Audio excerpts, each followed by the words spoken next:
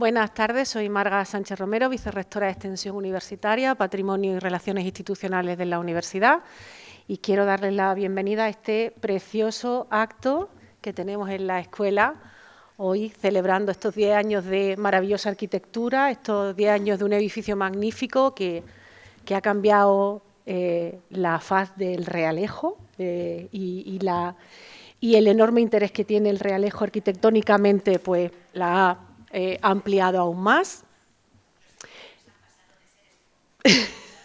La IA.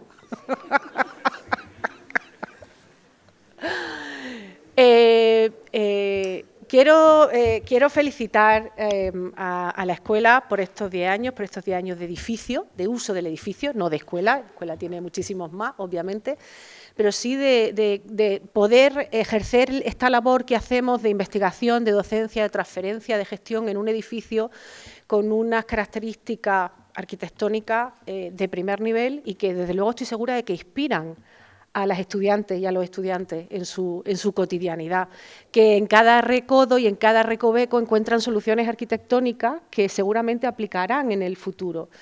Y nosotros, desde el Vicerrectorado este año, también hemos querido hacer un homenaje a esta escuela y a este edificio.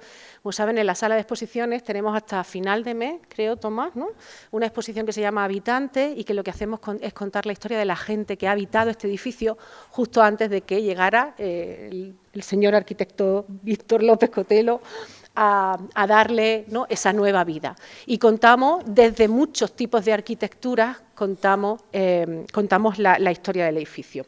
Yo quiero agradecerte, Víctor, y lo hago también en nombre del rector, que está en Panamá, que ahora mismo justo está siendo investido doctor honoris causa por una universidad panameña y por eso no puede estar aquí, pero me ha pedido que te transmita pues su cariño y su enhorabuena, además, también por ese Premio Nacional de Arquitectura. Felicidades, de verdad, obviamente muy merecido y que es una alegría también para esta casa, que también es premio el edificio, o sea que es un cúmulo de cuestiones magníficas que rodean a este edificio y a su autor. Poco más tengo que decir, de verdad agradecerte que hayas venido, que esta tarde pues vayamos a contar con el lujo y el privilegio de escuchar de parte de la persona que ideó, que creó, que se preocupó, que se peleó, seguramente te pelearías bastante, ¿verdad? Se peleó por sacar este edificio adelante, pues que nos cuentes todas esas cosas, que nos vayas a contar cosas de tu trabajo y de tus ideas como arquitecto, me parece que es un auténtico privilegio, así que muchísimas gracias. A continuación le voy a dar la palabra a la directora de la Escuela Técnica Superior de Arquitectura de la Universidad de Granada, Roser Martínez. Gracias, Marga. Buenas tardes a todos, a todas.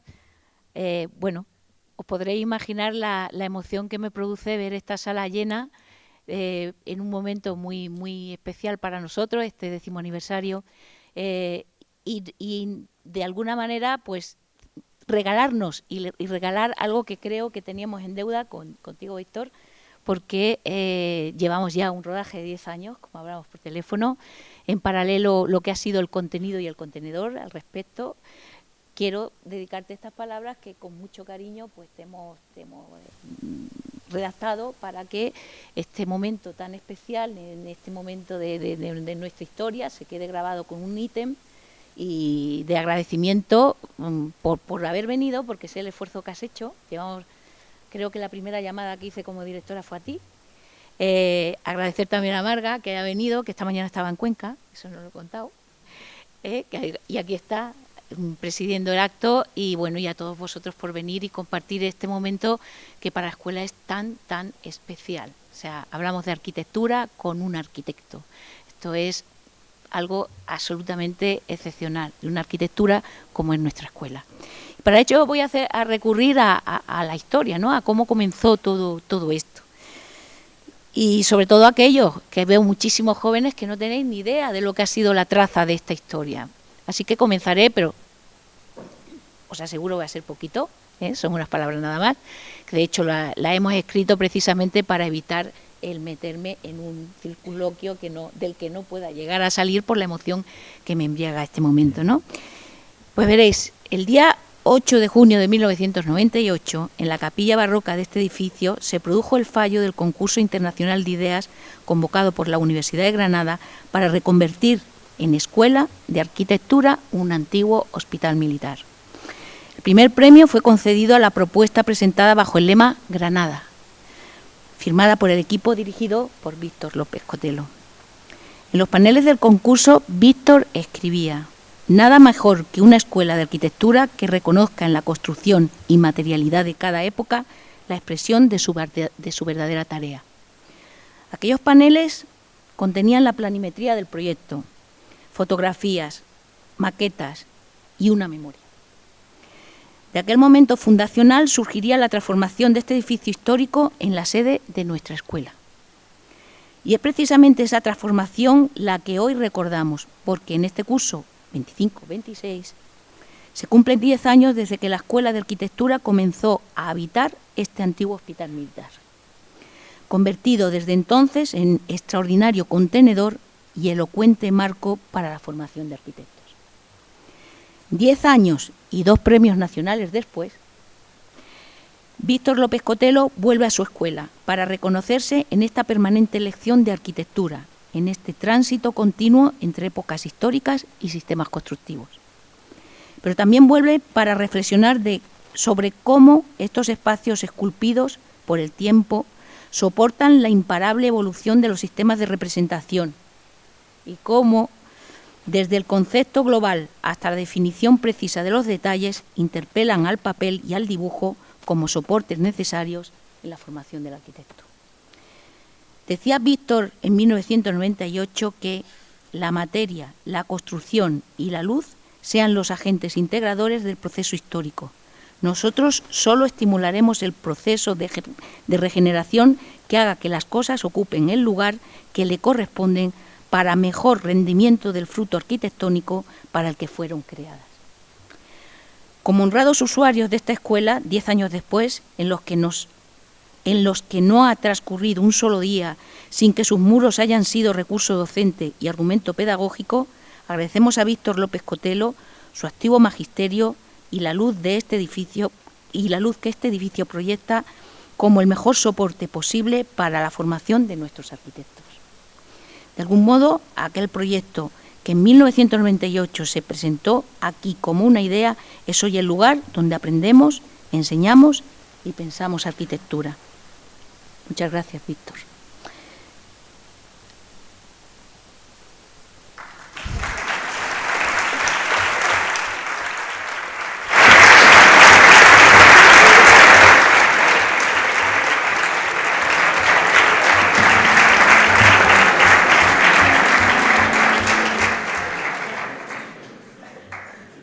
Tiene ahora la palabra el subdirector de la escuela, Tomás García Píriz, que presentará la trayectoria del arquitecto y maestro Víctor López Cotelo. Bueno, he tomado libertad para hacer esta introducción, ¿vale, Rosé? De hecho, parece que está como coordinada con mi directora, pero va a parecerlo, pero no ha sido así, ¿vale? Y como también tiendo a divagar a veces, voy a leer para ser escuetos, ¿no? Y dar el paso a la voz que estamos esperando, que es la de Víctor. Y la verdad es que estoy emocionado, o sea, veros a todos aquí, a todas, es brutal. Ojalá los miércoles que ponemos una charla normal aparecieseis lo mismo que estáis aquí. Sé que hoy no es un día especial, no es una visita cualquiera. Víctor, bienvenido a tu casa, una casa que es la nuestra, por la que te estaremos eternamente agradecidos. Hace 10 años nos regalaste un espacio maravilloso que ha cambiado la forma en la que muchos de nosotros, profesorado y alumnado, nos hemos acercado a esto que llamamos arquitectura. Permíteme hablar en primera persona un momento. Pues yo tuve la suerte, al igual que muchos de mis compañeros y compañeras presentes, de ser testigo de la transformación de nuestra escuela de arquitectura. Primero como estudiante y tiempo después como docente. Mirando hacia atrás recuerdo, aún siendo un ilusionado estudiante, el desarrollo del concurso, la publicación de las propuestas finalistas y, cómo no, su ganador, con un lema tan rotundo como evidente, Granada. Recuerdo en aquella época sorprenderme por el resultado, quizá demasiado fascinado por otras arquitecturas más llamativas y más a la moda, ante el silencio de una propuesta en la que se hacía difícil distinguir entre lo viejo y lo nuevo. Recuerdo intentar buscar en el proyecto una idea feliz. Tras unos instantes, solo la celosía parecía ser traída de fuera, o no tan de fuera. Recuerdo entonces fijarme en que posiblemente lo que había ya era suficientemente bueno.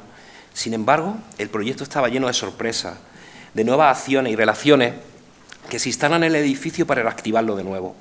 Recuerdo la naturalidad con la que la sección era capaz de acomodar este auditorio, gracias al inteligente aprovechamiento de un a priori incómodo.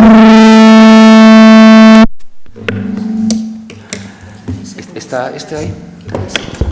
En paralelo a aquello, recuerdo igualmente mi fascinación por una compilación de textos de un famoso arquitecto madrileño. En uno de esos textos, cito, se decía que la música es el aire que suena, la arquitectura es el aire que respiramos, pero un aire cargado de olores, de sabiduría, un aire transformado por eso mismo, por la arquitectura. Ese aforismo me cautivó, aún sin entenderlo completamente. Hace 10 años empecé a comprenderlo mucho mejor. Víctor López Cotelo es arquitecto por la ETSAM, con especialización en urbanismo y edificación. Tras un inicio profesional en Alemania, volvería a España, donde trabajaría con el arquitecto Alejandro de la Sota, el autor, como muchos de vosotros habéis descubierto, de la cita señalada, hasta arrancar su propio estudio en 1979. En paralelo a su brillante ejercicio profesional, desarrollaría una extensa carrera académica en la Technische Universität de Múnich, en la que llegaría a ser catedrático. La precisión constructiva, la atención al lugar o la armoniosa relación entre lo nuevo y lo existente son aspectos que se entrelazan en una obra discreta pero absolutamente vital. El aire que Víctor respira es el de un arquitecto en mayúsculas, el mismo que atraviesa su dibujo y el que sostiene un sólido legado de arquitecturas comprometidas con la vida cotidiana y con el contexto. Es ese aire cargado de olores y sabiduría que decía de la Sota, el que conecta la Casa de las Conchas de Salamanca con nuestra Escuela de Arquitectura, Premio Nacional, la Filmoteca Española, el Centro Nacional de Referencia y Formación, el conjunto residencial en la antigua Vaquería de Carne, o el conjunto residencial en Caramoñina, en Santiago de Compostela, o la vivienda familiar en el complejo de la antigua fábrica de curtido, el Ayuntamiento de Valdelaguna y el Centro Cultural de Brunete en Madrid, o la Biblioteca Pública de Estado de Zaragoza, hasta una pequeña casita de verano en Rodalquilar, aquí cerca, en Almería. López Cotelo ha sido distinguido con la Medalla de Oro de Arquitectura Española y otros premios nacionales e internacionales. Recientemente, ya lo estamos celebrando hoy aquí, ha sido galardonado con el mayor reconocimiento de un arquitecto español, el Premio Nacional de Arquitectura. De nuevo, Víctor, quiero agradecerte ese aire que nos has regalado y que respiramos en nuestro devenir diario a la escuela. Un aire que se ha solidificado en una arquitectura para la enseñanza y que a su vez es un instrumento y modelo de enseñanza. Un aire transformado por eso que llamamos arquitectura y que desde hace una década ha hecho que todos seamos un poco Cotelo. Hablo en nombre de todos y todas las que estamos sentados frente a ti para decirte gracias, maestro.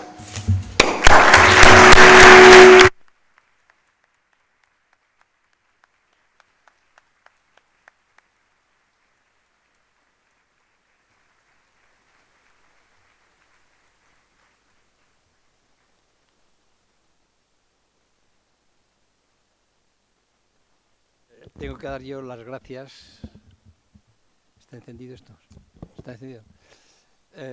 Primero por las palabras que habéis dedicado al edificio y a mí, pero sobre todo porque lo vivís, porque se ve que es una expresión del día a día, ¿no?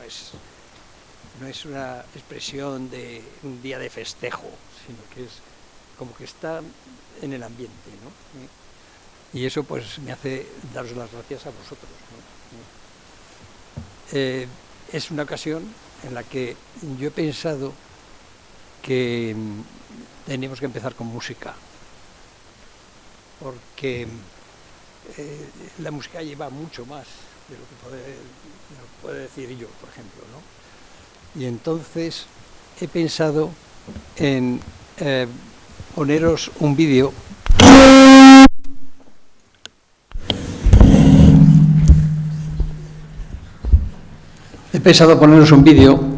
de La Chacona de Bach, que fue una composición que hizo a la muerte de su mujer, que él no estuvo presente porque estaba de viaje, y cuando volvió se encontró que su mujer había muerto, ¿no? Y entonces es una obra muy intimista para violín, que es casi como solo para él, ¿no? Pero en 1926 un compositor italiano, Busoni, hizo una traducción de esa chacona para piano. Y entonces la hizo como más de todos, porque la obra de violín es una obra que es para un solista casi, ¿no? En este caso es el que tocaba el violín, Bach, ¿no? Se pone en contacto con su mujer, y estaba muerta, a través de una composición preciosa, ¿no? Pero es Busoni el que al pasarla al piano nos la hace para todos, ¿no? Porque hay una diferencia entre el violín, que es un instrumento, digamos, que está hecho para expresar muy especialmente lo que siente el que lo toca, ¿no? Mientras que el piano es para él, que también lo está tocando, pero es para todos los demás, ¿no? Y entonces he pensado que para esta ocasión, para festejar vuestros 10 años de uso del edificio, pues podemos empezar con esa música, ¿no? Que no va a durar mucho, pero que yo creo es un agradecimiento, digamos, a la música, ¿no? El que podamos festejar estos 10 años. O sea que, si os parece bien, ¿no? Vamos a oírlo primero. Vamos a ver.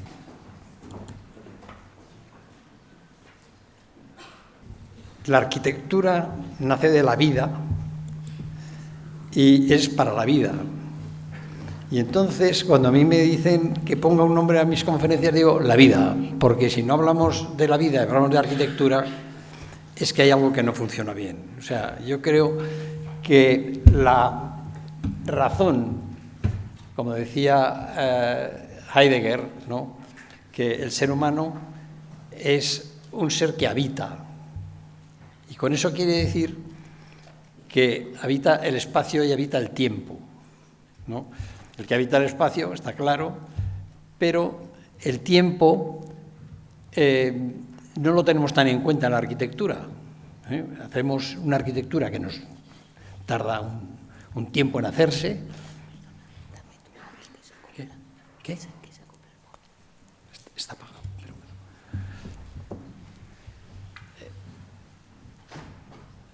O sea, el tiempo es una cosa que acompaña a la arquitectura, como en la música, el acompañamiento acompaña a la melodía. Pero cuando estamos oyendo una música, no sabemos diferenciar entre la melodía y el acompañamiento, ¿no? Y eso pasa con el tiempo y el espacio. Estamos aquí, está el espacio, lo vemos. El tiempo que transcurrimos en este espacio, pues no lo notamos. Pero, sin embargo, el que deja pozo en el ser humano es precisamente el tiempo que ha estado allí, ¿no? Entonces, yo creo que la arquitectura, fundamentalmente, la vivimos y nos afecta a nuestra vida en tanto en cuanto coge el tiempo de nuestra vida y muchas veces en unas circunstancias penosas, ¿no? Y yo quería introducir la conferencia con unas imágenes, que esta es la primera, que es la casa de la madre de Corbusier. La hizo para sus padres, pero el padre murió y entonces se la dedicó a su madre. Y es la casa que está en Vevey, en el lago Léman, al norte. Y conociendo la obra del Corbu, pues cuando ves esto, dices, no, pero eso no, eso es para su madre, ¿no? Sí, pero es que en la misma casa, es una casa, no sé si la conocéis, me imagino que sí, la casa esta, ¿no? Que tiene una ventana de 11 metros y que estaba hecha pues para que vivieran sus padres y algún hermano, en alguna visita, pero en esa casa que tiene un frente de 15 metros que abre directamente al lago Léman, le hizo un rinconcito a su madre, un rinconcito a su madre, que tiene un árbol, que tiene una tapia, que es en el único sitio donde no puedes ver el lago, más que en la ventana esa, ¿no? Y entonces dices, bueno, la arquitectura, ¿cuál es? ¿La parte de la casa que es así más moderna, más tal, o esta? No, son las dos. Y él sabía hacer la una y la otra. Pero además, en ambas partes, la emoción es increíble, ¿no? Y lo que te queda en ambas partes es el tiempo que has estado allí y la forma de vivir que tienes. O sea, la arquitectura que solo es forma, ¿no? La ves, pero luego te olvidas, te vas a otro sitio. Bueno, pero la arquitectura interesante es aquella que es para la vida. Aquí tenemos este hombre que se reúne con sus columnas, ¿no? Y está pues disfrutando, viviendo el tiempo, viviendo la vida, ¿no? Está solo, a lo mejor pasan turistas. Este señor es posible que conozca todos los detalles de esa arquitectura, pero es posible que vaya allí porque está bien, porque se siente bien, porque pasan cosas, pasa gente. Y esa sensación de disfrutar del tiempo que existes es mucho más importante que el hacer una arquitectura, que podríamos decir que una ventana como esta, por ejemplo, esta es la ventana de mi despacho en Múnich, ¿no? Y cuando he buscado cómo puedo representar los 20 años que estuve en Múnich, me sale esa ventana. Una ventana que la abríamos, que la cerrábamos, que bajábamos la persianilla que había dentro, que abríamos la cesta, que cerrábamos la ventana, que muchas veces corríamos las cortinas y abríamos la ventana y el viento las movía, y ahí pasaba de todo. Había reuniones, había exámenes, había conversaciones, y al decir cuál es el recuerdo, cuál es lo que representa más vivamente los 20 años que he estado allí, pues sale una ventana, pero una ventana común, o sea, no tiene nada de raro, ¿no? Es una ventana, pero está todo en su sitio, ¿no? Y con una eficacia total, ¿no? Porque cuando hacía falta abrir la ventana, pues los visillos volaban, y cuando había mucho sol bajábamos la persianita que hay dentro, etcétera, etcétera, ¿no? Entonces, digamos que la arquitectura es el escenario que acompaña nuestra vida, ¿no? Y entonces, cuando vemos la imagen superior, pues es una imagen pues agradable, no es bellísima, no es, pero tiene la posibilidad de pasearte por ahí leyendo un libro, con un amigo, pensando en tus cosas, en grupo. O sea, que lo importante de la arquitectura es lo que hace posible. Luego tenemos otra arquitectura que es como más agresiva, ¿no? Que es la imagen inferior, ¿no? Que tienes que tener mucho cuidado dónde pones el pie, porque si pones el pie mal, pues te matas, ¿no? Y entonces tienes que estar pendiente de cada paso que das, mientras que la anterior solo es para que tú vivas. La otra ya es una cosa así como que a lo mejor en algunos sitios hay que hacerla, no hay más remedio, porque hay que hacer cosas que tienen que ser así, ¿no? Pero luego nos queda otra que es esta, que es la arquitectura que es niebla. O sea, no es nada. No existe más que el pobre hombre este aquí, no sabe lo que hay alrededor, y esa es la monotonía máxima, ¿no? Esto es la arquitectura que debería llamarse construcción. Se hace una construcción, edificación. Es una edificación, está hecha, el comedor, está la escalera, pero que no te acompaña en tu existencia, ¿no? Entonces, si la comparamos con esta primera, nos acompaña, está ahí, no hace falta que estemos atentos a ella, ella está atenta a nosotros, en el sentido que nos permite, digamos, disfrutar de lo que tengamos que hacer en nuestra vida, y no al revés, que nosotros tenemos que estar pendientes de la arquitectura, porque si no nos matamos, ¿no? O la otra que no dice nada, es edificación, ¿no? Hay que saber hacerla, no todo puede ser arquitectura seguramente, pero yo creo que hay un punto donde la edificación no llega a ser arquitectura. Es arquitectura cuando realmente te acompaña, no cuando te hace sufrir o cuando no merece la pena, por decir así, el estar atento a ella, porque ella no está atenta a nosotros. Este cuadro es el cuadro de Velázquez, el Menipo, ¿no? Y esto parece que es un cuadro abstracto, pero no, eso es un trocito así del cuadrito que tenéis allí. Es la barba del tío, el arranque, ¿no? Entonces, cuando ves el Menipo, pues estás viendo el personaje, ¿no? El que fue esclavo, luego se emancipó y luego era un cínico y tal, y con esa mirada y está expresando la actitud vital que tenía. Pero es que eso está hecho también con esto, donde hay trozos que son solo lienzo, donde no hay pintura, ¿no? Y ese cuadro consiste en las partes que están pintadas y tal, pero también consiste en donde no hay pintura. O sea, el ir depositando la cantidad exacta de pintura que hay en cada parte para que el menipo sea menipo, eso en la arquitectura también pasa. O sea que la microcomposición de la arquitectura, ¿no?, en sus materiales, en la construcción, y el edificio tiene una continuidad que yo a veces pongo las potencias de 10 de los ¿cómo se llaman? Meyer, ¿no? Ames y su mujer. No, lo digo porque la que hizo la primera versión fue la mujer, que se lo encargó IBM. Y luego, 10 años después, más o menos, fue el marido el que la actualizó, pero poquito, muy poquito, ¿no? Entonces, la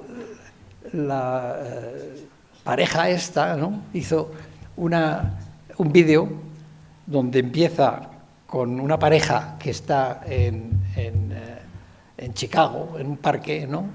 Y entonces, pues están comiendo un agape ahí en el jardín, y luego se echa una siesta. Y cuando se echa la siesta, todo eso ocurre en la escala 1:1.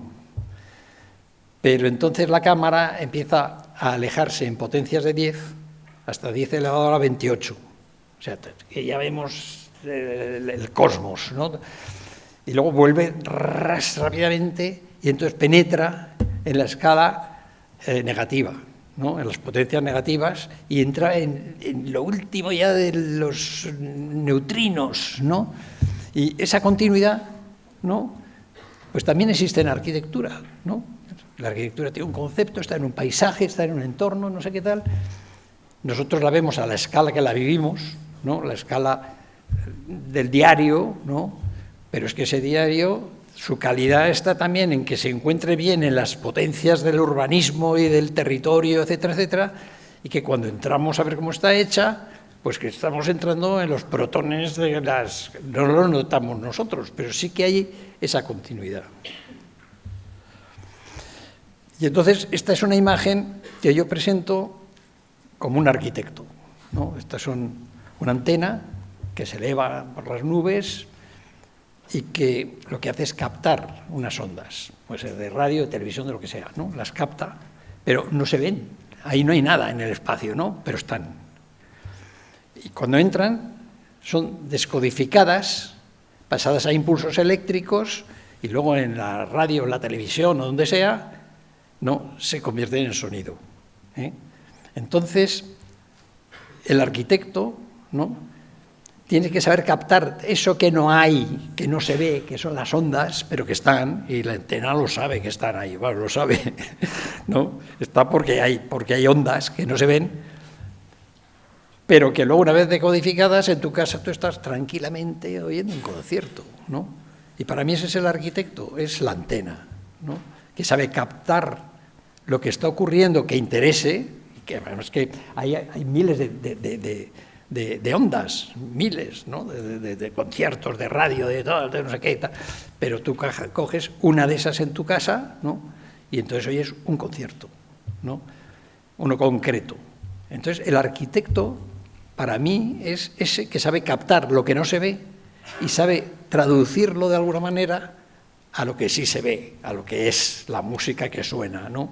O sea, la arquitectura que se disfruta, ¿no?, pero que no se tiene en cuenta que ese arquitecto ha tenido que valorar primero las ondas que requieren ser captadas, para no mezclar las del telediario con un concierto de ellas, ¿no? Tiene que captar exactamente esas que son las que interesan en su caso para una edificación, y luego, con todos los ingredientes de la arquitectura, va a hacer un edificio que es para disfrutarlo, ¿eh? Bueno, con esta entrada, pues ahora vamos a presentar 4 edificios, y al final aparece la Escuela de Arquitectura de Granada, ¿no? Y son 4 edificios que surgieron unas circunstancias que, por ejemplo, esto es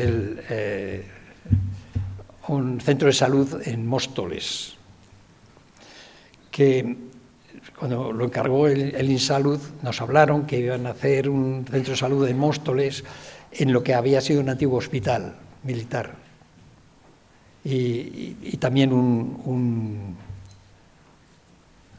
cuartel. Entonces nosotros decimos, bueno, pues habrá que hacer un centro de salud, pero resulta que cuando tiraron el cuartel, lo que quedó fue un jardín, y entonces decidieron hacer un jardín, y es el jardín que se ve ahí en la escala pequeñita, ¿no? Todo lo que hay alrededor, y entonces nosotros, pues, ya estaban trazadas las calles, y resulta que la parcela que nos daban a nosotros era una de esas parcelas del jardín, ¿no? Una forma muy rara. Y yo decía, bueno, pero ¿cómo vamos a hacer aquí en medio de esto que es un jardín, un edificio con una forma rara? Porque, claro, habían trazado ya las parcelas, por así decir, ¿no? Y entonces, a mí se me ocurrió, ¿qué pasa con las plazas de toros, ¿no? En los pueblos, ¿no? Hay un sitio a las afueras del pueblo, a veces ha sido ya, digamos, acompañado de otras, pero que está en medio, pero tiene una peculiaridad, ¿no? Que es una forma que llama a algo más que a un centro de salud. O sea, admitimos que la Plaza de Toros es una cosa redonda, que tal, que ocurre en el centro, pero que luego hay pequeñas dependencias que pertenecen, digamos, al conjunto, pero que es algo que puede estar en el centro de una ciudad. Cuando la ciudad ha crecido, se ha quedado la Plaza de Toros en medio, ¿no? Y que lo admitimos pues porque tiene un carácter, ¿no?, que hace que no se ha ocupado un jardín por un edificio más, yo qué sé, un centro de salud, porque aquí, ¿no? Pero, sin embargo, me pareció que era conveniente que fuera aceptado primero la forma esa por todo el mundo y luego dentro hay una actividad que tiene sus peculiaridades, ¿no? Donde están los despachos de los médicos, donde están los pacientes, donde está la urgencia, donde están... En este caso había una parte, allí veis la planta, ¿no? Podría ser una plaza de toros, si eso tuviera gradas hacia el centro, pues dice, bueno, y luego son los toriles y luego tal, ¿no? Y en este caso, pues un primer pensamiento era que estar en un pasillo esperando la consulta que te va a tocar dentro de media hora y ves a todos en el pasillo, todo el mundo esperando allí, que la forma redonda venía muy bien, ¿no? Por eso veías en unos cuantos. A los demás que estaban alrededor, pues no les veías, ¿no? Y luego había unos toriles, etcétera, que era pues donde se visten las enfermeras, donde se sube a no sé qué, y todo eso creaba una forma que tenía, digamos, que podía ser aceptada por la gente de Móstoles, ¿no? O sea, y que a partir de ahí ya decidieron no hacer más edificios en lo que era el terreno que estaba destinado, que decidieron, ahora tenemos aquí un jardín, pero como nos falta la biblioteca y nos falta no sé qué, pues lo metemos todos en el jardín. Y claro, se perdía el jardín, ¿no? Y entonces pues todo el mundo lo aceptó muy bien y ahí sigue, ¿no? O sea, este es un primer caso donde parece que hay que pensar antes de ponerte a hacer un centro de salud, ¿no? Porque un centro de salud, bueno, pues tiene sus programas, tiene sus cosas, pero al estar en estas circunstancias empieza a decir, no, cuidado, aquí tiene que pasar algo más, ¿no? Y entonces, con esta forma, lo que estoy presentando es un tipo de edificio que requiere, digamos, el pensar antes de ponerse a dibujar. O sea, lo que no puede ser es que empieces a dibujar en el ordenador cuando todavía no sabes lo que vas a hacer, ¿no? O sea, hay que ponerse a pensar y luego cuando sepas lo que hay que pensar, entonces empiezas a trabajar y cuando empiezas a trabajar llega un momento que te sientas en un ordenador y le das la forma necesaria, ¿no? Este es el centro de salud, por dentro.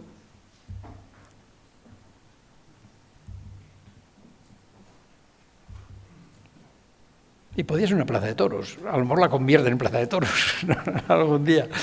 En fin. El segundo es un proyecto que hice yo para el promotor, me contrató las obras de Santiago, ¿no? Y en un principio esto coincidía con que en Santiago de Compostela estaban haciendo un centro de conferencias, ¿no? Y era un edificio muy grande, ¿no? Entonces al promotor se le ocurrió que podían hacer uno más pequeñito, que no fueran 1.500 o 2.000 o no sé cuántos que hay allí en Santiago, que lo hizo Noguerol, el edificio, ¿no? Y el promotor dijo, no, pues vamos a hacer uno pequeñito, para unas 300 personas, o sea, menos de los que estáis aquí, ¿no? Y el caso es que, claro, estaba en las afueras de Santiago, pasa el río, hay un molino, y esto era una antigua curtiduría. Entonces, bueno, parecía que era un sitio atractivo, pero no solo para Santiago, sino para que las enfermeras de Mallorca quisieran venir aquí a hacer un congreso, ¿no? O yo qué sé, ¿no? Y que podía incluso haber varios congresos pequeñitos, ¿no? O reuniones, una familia, luego los médicos de Santiago, luego no sé qué. Y entonces había una instalación ya arruinada, existente, de la antigua curtiduría, y había dos terrenos exteriores, uno para un aparcamiento y otro para una pequeña isla, ¿no?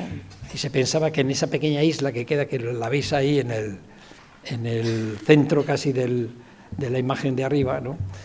Pues se pensaba por una carpa para poder hacer también pues pulpo a la brasa, ¿no? Para que la gente que recorre el río, ¿no? Pues pudiera parar allí a tomar algo. Entonces, pues me pareció una idea muy buena y empezamos a trabajar. Estas son las construcciones que quedan allí, o sea, la madera está arruinada, pero la piedra sigue como el primer día, ¿no? Aquí tenemos las balsas que tenían para las pieles, en fin. Entonces hay una primera solución, la solución para hacer el centro este, que era en la parte, había un hórreo, en el centro se ve un hórreo ahí, y en ese hórreo quiere decir que una parte era edificada, pero la otra parte se destinaba a sembrar trigo. Y ese trigo lo cogían y lo ponían en un hórreo, ¿no? Entonces, la parte que está inferior, ¿no?, era la parte que había sido un campo de maíz. Y venía bien entonces dejar las instalaciones periféricas, ¿no?, y poner el centro en una posición concreta que sería accesible desde la isla. Habéis visto que había una islita, un terreno que separaba la parte de aparcamiento de la parte edificada y que ahí se podía poner una carpa, etcétera. O sea, tenía unas condiciones que podían ser buenas para hacer pues una cosa de este tipo, ¿no?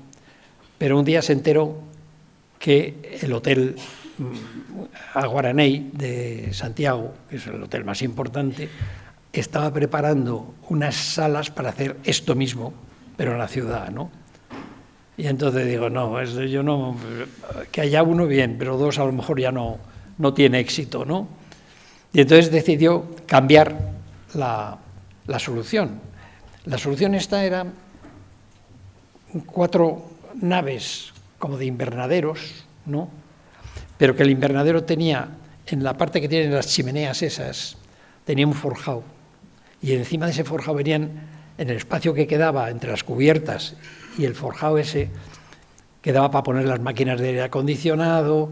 Además se mejoraba, digamos, el rendimiento de la instalación de aire acondicionado con el calentamiento del sol, tanto en invierno como en verano, ¿no? Y entonces dije, bueno, pues todas las máquinas van arriba. Hay unas trompetas, digamos, que son la evacuación del aire acondicionado, pero eran también de cristal. O sea, todo esto era una construcción de cristal y entonces nos sirve también para meter la luz en el centro de esas naves, ¿no? Y cuando esto estaba ya muy, muy hecho y en la cabeza y tal, y pues eso es la maqueta que hicimos, que aunque está hecha en cartulina blanca, realmente la cartulina blanca debería ser vidrio, ¿no? Entonces salió el tema del hotel Aguaraney y el propietario decidió, no, pues esto ya no lo hago yo. Pero entonces nos dijo, pues vamos a hacer una cosa. en esa edificación periférica que había, estaba destinada a artistas, artesanos, que tuvieron unas navecitas para trabajar allí. Y entonces dijimos, bueno, el sitio es el mismo, cambia la función. Pero como yo ya he pensado para ese sitio una cierta construcción, ¿no?, que era seguir, digamos, con la arquitectura de las naves de la curtiduría, juntas todas, pero ya había una tipología que venía a cuento con el lugar y con la historia, ¿no? Entonces dijimos, bueno, pues entonces, si aquí vamos a hacer lo mismo que ya existe, unos talleres de artesanos, pues vamos a coger la misma idea que tenemos, la vamos a descomponer, vamos a crear unos patios, y de la primera idea, que era un centro de salud, un centro de conferencias, pues si esa había valido para lo que tenía alrededor, tendría que valer también, aunque le cambiáramos la función, porque esa era la construcción adecuada para ese sitio, ¿no? Lo que había que hacer es ver cómo se desgajaba todo eso siendo lo mismo, crear unos patios, etcétera, etcétera, y seguíamos siendo fieles al lugar, ¿no? Entonces, aquí veis que es las mismas naves, pero separadas, ¿no? Tenía un poquito menos de edificación lo anterior. Entonces, estos son las naves. En la parte de abajo, junto al río, no sé, ¿se puede indicar aquí o no? ¿Se puede manejar esto? Bueno, la tira que está junto al río, que es la parte de abajo, ¿no?, era abrigos y aseos y todo eso del centro de salud. Y la parte de arriba, que divide a las construcciones superiores, era la parte de los camareros, donde están las cocinas, etcétera, etcétera, para los congresos. Y entonces, en lugar de eso, lo que hacíamos es partirlo por la mitad.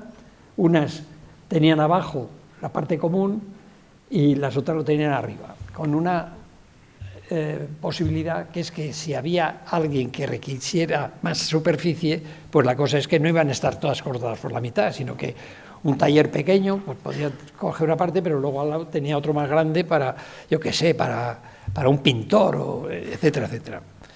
Y cuando todo esto estaba ya así, ¿no?, ya lo habíamos encajado, entonces el promotor, pues por problemas, digamos, que le causó el hecho de que un juez decidió tirar el primer edificio que habíamos hecho para el mismo, en la vaquería, que fue el primer proyecto que hicimos para este promotor, ¿no? Entonces, de repente, se arruinó y se lo compró el Concello de Santiago, ¿no?, que es el Estado, el municipio y la autonomía, ¿no? Y entonces, pues se decidió que eso pues no podía ser lo que se había pensado, y hicieron una construcción que podía ser para una escuela de formación profesional.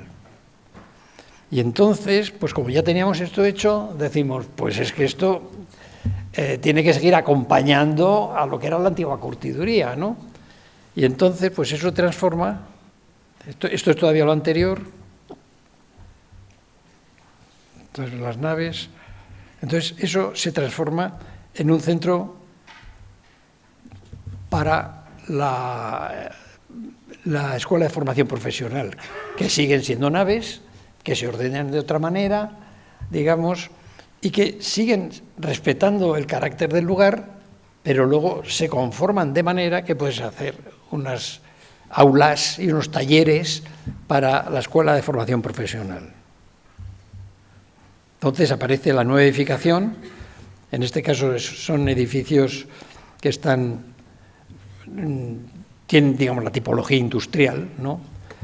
Están forrados de corcho, unas placas de corcho de 8 centímetros, que es un material impresionante, que no envejece, ¿no? Y aquí tenemos, bueno, pues la escuela de formación profesional.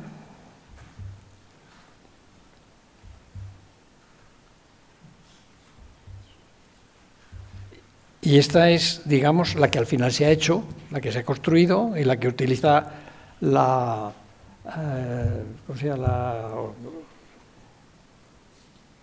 es una unión de promotores y de trabajadores, de sindicatos, ¿no?, que dan cursos de formación profesional. Y entonces ahí hay carpintería, cantería, soldadura, etcétera, etcétera, ¿no? Y entonces unas partes de las naves son para meter máquinas grandes, pero luego tienen también otras partes donde se dan cursos, o lo mismo que van a trabajar en los talleres, lo desarrollan primero en ordenadores, etcétera, etcétera, y luego bajan al taller, etcétera, etcétera, ¿no?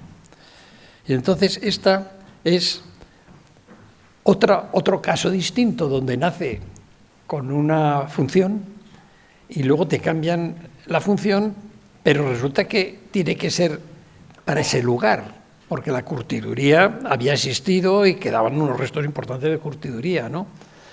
Y entonces ya no estamos en la primera obra, ¿no? Sino que en esta tiene que haber unas transformaciones que se van adaptando, manteniendo la tipología, ¿no?, con pequeñas variaciones.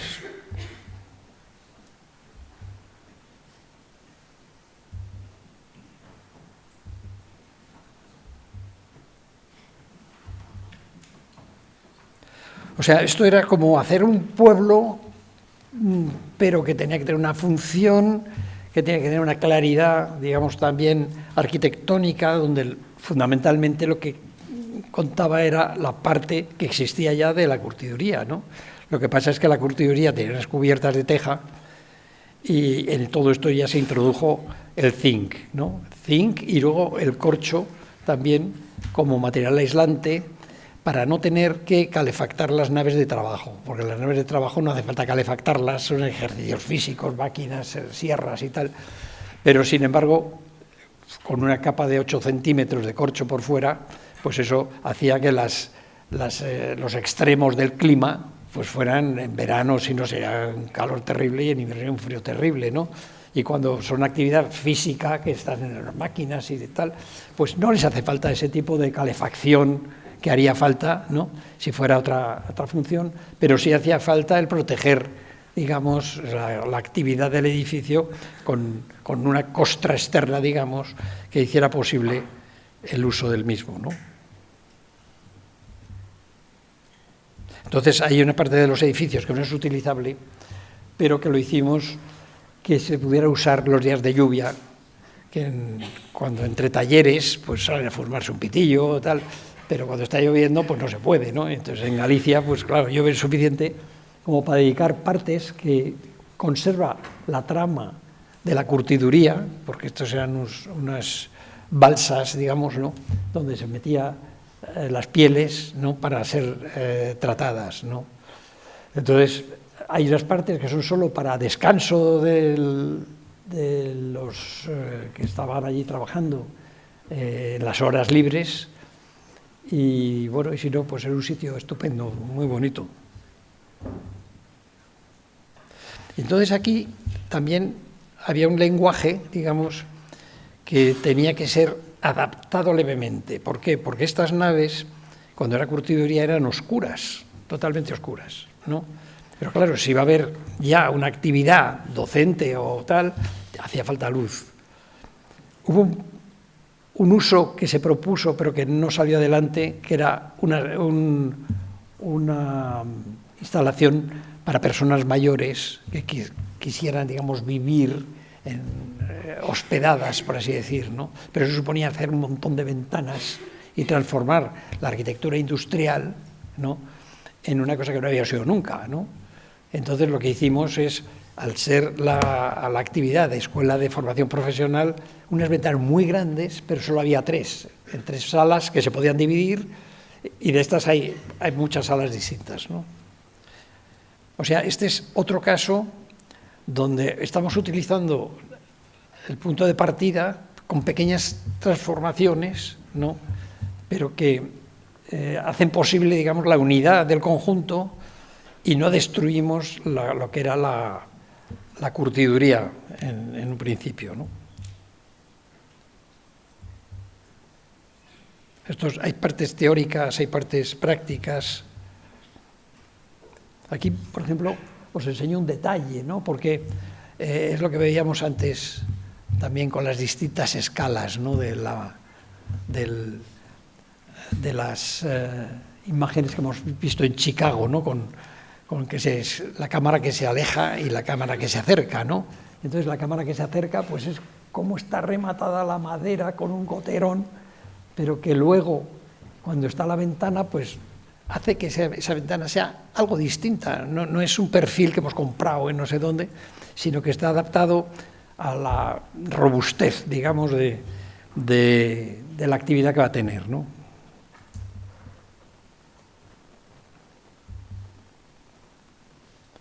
Entonces allí pues aparecen cosas que, por ejemplo, las puertas tenían que tener un tope, las puertas grandes de entrada a la curtiduría, porque estaba encima de un puente. Por el puente tenían que entrar las instalaciones y las pusieron encima. Entonces, claro, los camiones cuando entraban pisaban las instalaciones, ¿no? Pues se dejó enterradito, pero había que frenar la puerta. Al cerrar la puerta tenía que topar con algo. Y entonces pues es una piedra especial solo para topar la puerta, ¿no? Pues, o sea, son detallitos del micro que también se hacen apreciables en el macro, ¿no?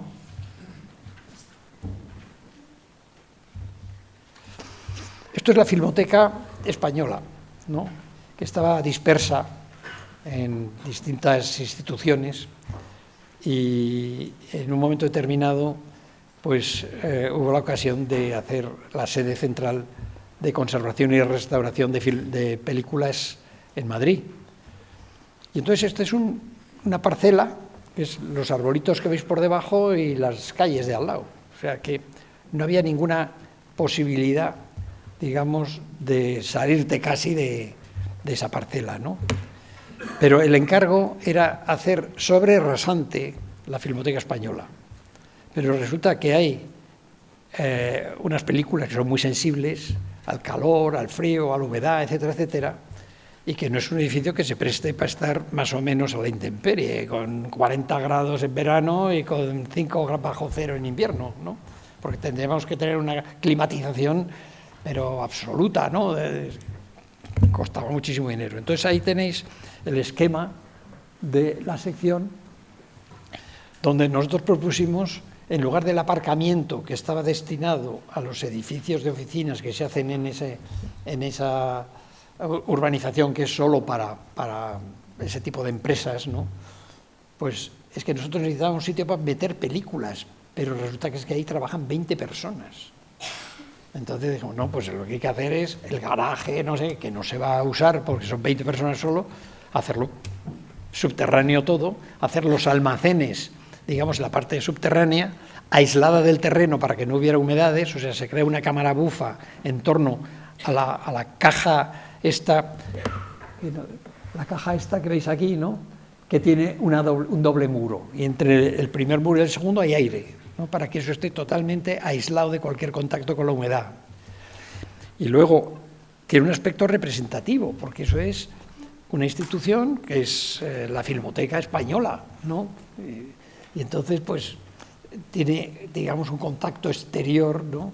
Como institución que no es simplemente un almacén, ¿no? Pero es que además luego tiene otra parte de investigación, que son donde están los restauradores de las películas.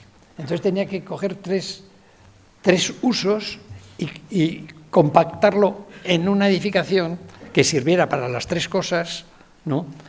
Pero metiendo las películas debajo porque si no, no funcionaba la filmoteca. Y aunque nos habían pedido que los edificios fueran en altura, nosotros les convencimos que era mucho mejor que estuvieran en un sótano guardado, protegido, que pueden tirar una bomba o lo que sea y está protegido, ¿no? Este es otro tipo de abordaje al tema, ¿no? O sea, que había que contentarse con la parcela que había y había que hacer lo posible, pero hacerlo lo posible que mejor funcionara, ¿no? Aquí tenemos el edificio, tiene un elemento que veis en una de estas fotos, que es el elemento de comunicaciones, y ahí van las instalaciones de, digamos, la parte donde están los aseos. Ese cuerpo primero es aseos, comunicaciones y, digamos, usos auxiliares. Pero lo que es la filmoteca, que es el cuerpo largo donde están los laboratorios, etcétera, es donde trabaja gente, y tienen la mejor luz, etcétera, para trabajar películas muy sensibles a la luz y sobre todo a los trabajadores que están trabajando con peliculitas y la luz que viene de fuera o están con bombillas todo el día o tiene que estar controlada. Entonces se orienta a norte, todas las oficinas, ¿no? Y encima se ponen una serie de filtros para, según el trabajo que están haciendo en la filmoteca, en ese caso, pues pueden bajar estas cortinas, ¿no? Y entonces en el centro se habían planteado unos árboles, como veis en la maqueta, ¿no? En la foto de la maqueta, para que arrojaran sombra sobre la parte enterrada. Porque claro, la parte que está arriba, pues ahí sí pega el sol. Entonces lo que se hacía era crear una capa vegetal para que no le diera el sol directamente a la cubierta, aunque era doble cubierta. Era una cubierta para los árboles y luego debajo estaba la que cerraba la caja fuerte, digamos, de donde están todas las películas, ¿no? Pero eso al final lo cambiamos por una planta que tiene como un metro y medio, pero que cuaja la totalidad de la superficie, porque los árboles, en otoño, pues o pones unos árboles que no se le caigan las hojas, o en otoño le puede entrar el calor, etcétera, ¿no? Entonces se plantó un berberis, ¿no? Continuo, como una marea roja encima, ¿no? Que da continuamente, que además es permanente, de hoja permanente, y da protección permanente a la parte enterrada. Aquí veis la caja con todas las películas, veis encima, en un extremo, un vagón grandísimo, que es donde están las máquinas de aire acondicionado del sótano, y en el otro lado están las comunicaciones verticales y la instalación para las oficinas que están y los laboratorios que están en el cuerpo sobrerasante.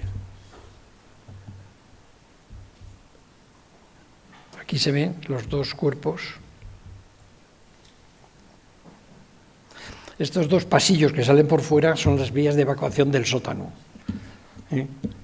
que además hay un puesto central en el edificio largo, que es donde está la guardia. O sea, de cualquier tío que entre al sótano tiene que salir por dos sitios que están controlados desde el centro de vigilancia. O sea que es muy difícil, digamos, entrar al sótano sin pasar, digamos, por la puerta principal. No, perdón, estamos aquí.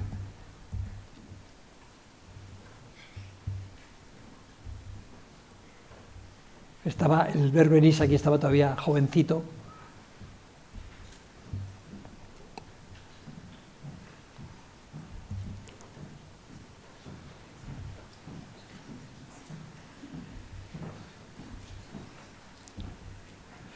Y ahora llegamos a Granada. En Granada, pues claro, esta foto es impresionante, ¿no? O sea, a los pies de la Alhambra,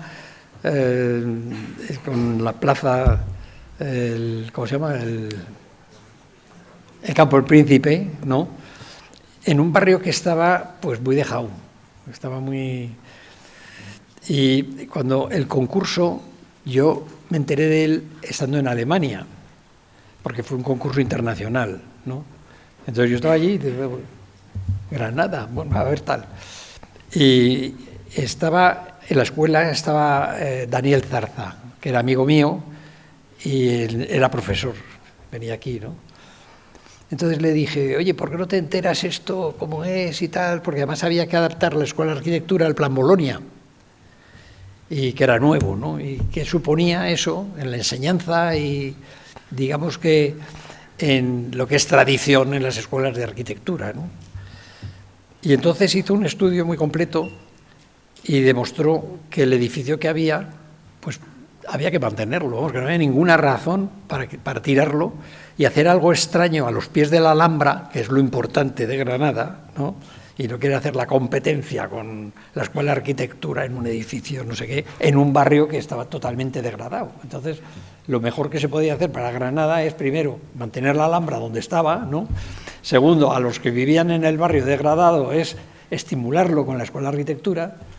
Y tercero, aprovechar todo lo que fuera aprovechable de la construcción existente, ¿no?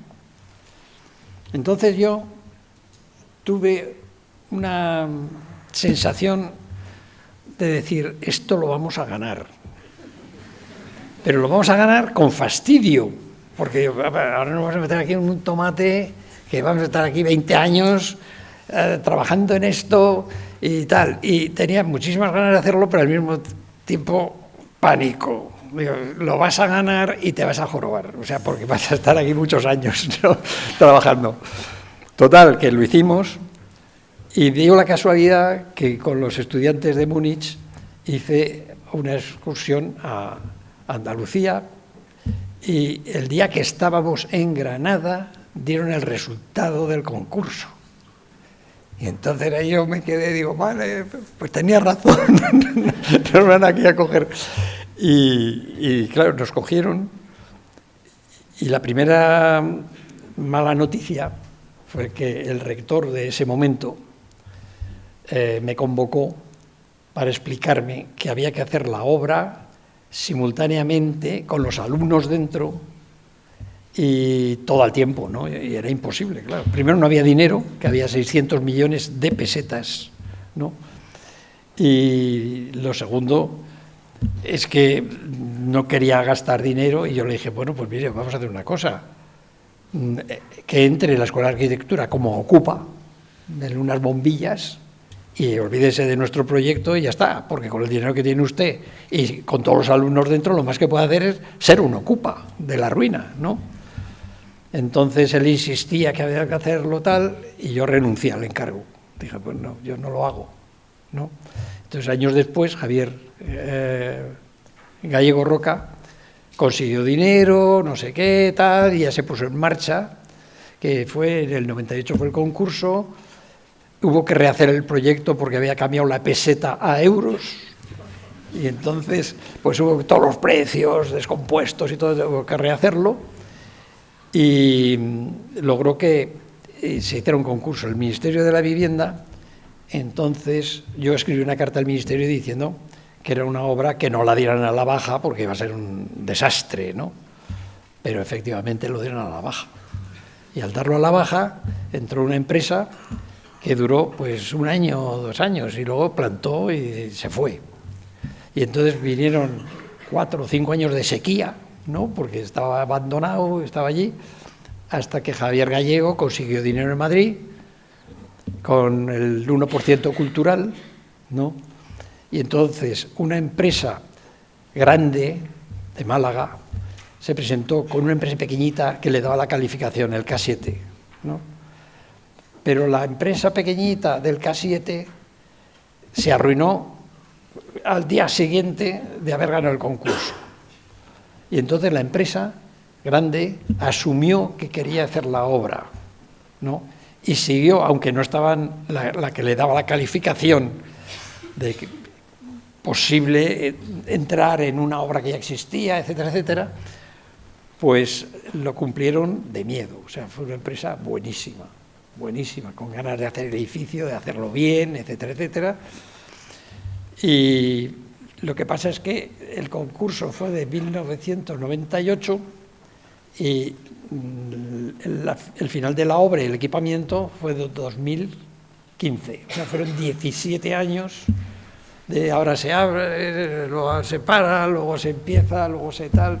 O sea, una obra que yo tenía razón cuando dije que nos iba a dar problemas, cuando presentí, digamos, que iba a ser una labor importante, porque cuando hicimos la Casa de las Conchas en Salamanca, pues la obra también duró 8 años o algo así, ¿no?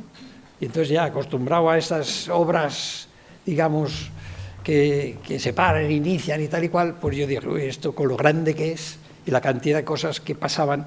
Entonces, el concurso se basaba en una idea. Había una parte auténtica, digamos, históricamente hablando, ¿no?, que era la Casa del Almirante de Aragón, y luego había otros cuerpos que eran fácilmente transformables, y luego entre esas dos cosas lo que había era un montón de cosas que limpiar, de cosas que eliminar, que se tenían que aproximar o a un lado o a otro. Pero los dos polos, digamos, de la idea del concurso era aprovechar, primero, la volumetría, o sea que no tendría que cambiar en lo mínimo solo, ¿no? Segundo, tendría que ser reconocible para la gente que vivía en el Realejo, ¿no? Que podía ser un estímulo y atraer una escuela de arquitectura, pues sería atraer alumnos, profesores, activar, etcétera, etcétera, y sería una forma de revitalizar el barrio, ¿no? Tercero, era un respeto hacia el Alhambra, que es el monumento de Granada, y no podíamos intentar hacer un monumentito a los pies de la Alhambra, ¿no? Haciendo arquitectura moderna, no sé qué, ¿no? Yo creo que, no sé si es moderna o no, pero aquí está, ¿no? O sea, y más moderna, pues hubiera sido seguramente un estorbo para la Alhambra y un estorbo para el Realejo, ¿no? Que de repente una cosa que ya estaban acostumbrados a tener esta máquina en el barrio, ¿no? Y lo mejor era potenciarla, y con esa idea de trabajar sobre lo que había, fue cuando fueron saliendo las cosas, se fueron ajustando, y intentando el trabajo que hizo Daniel Zarza, que era cómo se podría introducir Bolonia, ¿no? En una escuela de arquitectura que iba a ser diferente, porque había muchos espacios que se prestaban, digamos, para ser lo que eran unas naves, pues para poner tableros y dibujar, ¿no? Pero había cosas que no se podían hacer allí, y esas tuvieron que estar en el cuerpo que da a la calle de atrás, que no me acuerdo cómo se llama, pero que hubo que demoler, aunque al principio no se demolía nada, por respeto a los vecinos de la calle de al lado, que son unas casitas pequeñitas, que es una calle que debe tener 3,5 metros, o una cosa así de ancho, pues se pensó que era más rápido tirarlo y volverlo a hacer, ¿no? Que de estar dando el peñazo ahí todo el día, con camiones que no podían entrar, etcétera. Y entonces se hizo la arquitectura que salió trabajándola, ¿no? Pero trabajándola no con ganas de poner un edificio nuevo, sino con la sumisión, digamos, a la historia, ¿no? Y con, digamos, la valentía de introducir en esa existencia, pues espacios como esta sala, por ejemplo, ¿no? O sea, esto todo se excavó, son luces de 20 y tantos metros, y decían, bueno, ahora 20 y tantos, bueno, unas vigas pretensadas, etcétera, etcétera. Y entonces hay una tecnología propia del momento, hay otras partes que están ya y se consolidaron, el patio, todo eso se restauró, y salió lo que conocéis, ¿no? Y que hoy festejamos. Pues muchas gracias.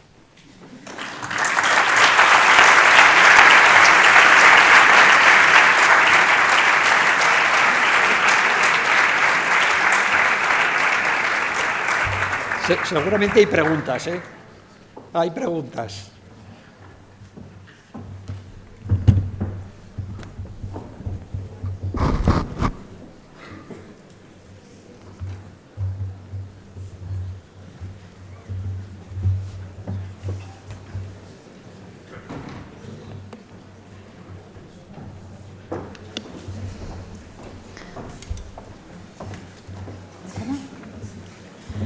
Bueno, a ver, los que os queremos plantear ahora, bueno, por supuesto que tenéis ahora mismo ofrecido la posibilidad, Víctor, de poder preguntar, es el momento, ahora o nunca.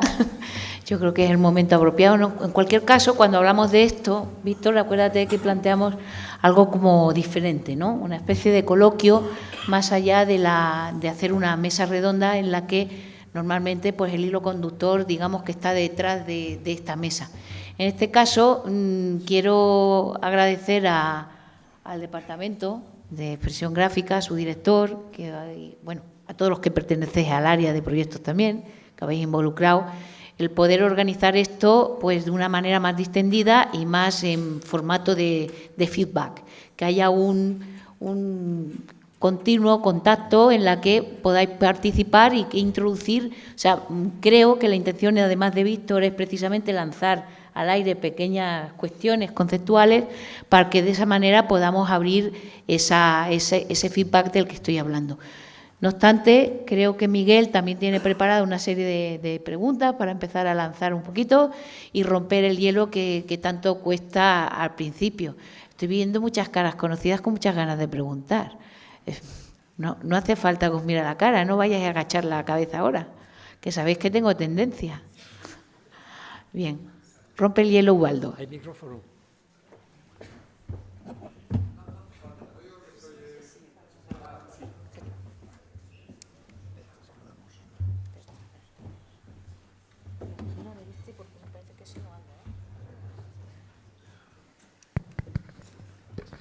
Bueno, esto no es una pregunta, Víctor, es de nuevo un agradecimiento porque estés aquí, pero un agradecimiento que además de por los 10 años y por esta escuela que nos ha regalado, porque siempre hablamos de que nos hiciste, es como muy así, ¿no? Pero yo quería, verás, nosotros, clase también, también Miguel, que está aquí ahora mismo, damos clase en proyectos 6 y proyectos 7, proyectos 6 es intervención en patrimonio, ¿no? Y mira, pero voy a empezar un poquito antes. Hace pues como 14, 15 años yo pasé por el Río Alejo, entonces te vi vi un poco una puerta abierta, estaba justamente haciendo este lugar en ese momento, entonces me asomé, tiré un poquito de influencia diciéndome que yo soy profesor de la escuela y me acerqué a ti y estuvimos hablando. Evidentemente no te vas a acordar, pero claro, cuentas las cosas con esa humildad, como si no hubiera pasado nada, como si esto hubiera sido la cosa más lógica del mundo. Yo sí te he visto aquí bregar, que si yo te vi en aquel momento con aquella cosa que era casi no te puedo atender, ¿no? Porque estabas metiendo estas vigas en ese momento, ¿no? Yo recuerdo que era un momento realmente peligroso. Yo sí me quedé atrás un poquito para ver cómo estaba ocurriendo. No es tan fácil. Lo has contado como si no pasara nada y no es así. Es decir, aquí hay mucho. Pero yo creo que esa humildad, cuentas las cosas, sí trasciende al edificio. Yo creo que este edificio tiene esa humildad metida hasta los huesos. Y eso sí es modernidad.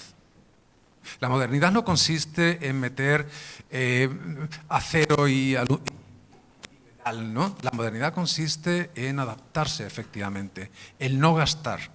Y la humildad llega también, de alguna manera, a la propia escuela, porque cuando nosotros hablamos en clase, con los ejemplos que ponemos, con los proyectos que ponemos para intervención en el patrimonio, le decimos, pero ¿no veis la escuela que tenemos? ¿Por qué no te acercas a ver esos detalles? Es tan humilde que los detalles hay que enseñarlos porque no son evidentes. Yo creo que ahí reside la fuerza de este edificio. Este edificio no está cantando constantemente, no está como mostrándose de esa manera casi narcisista, sino que es al contrario.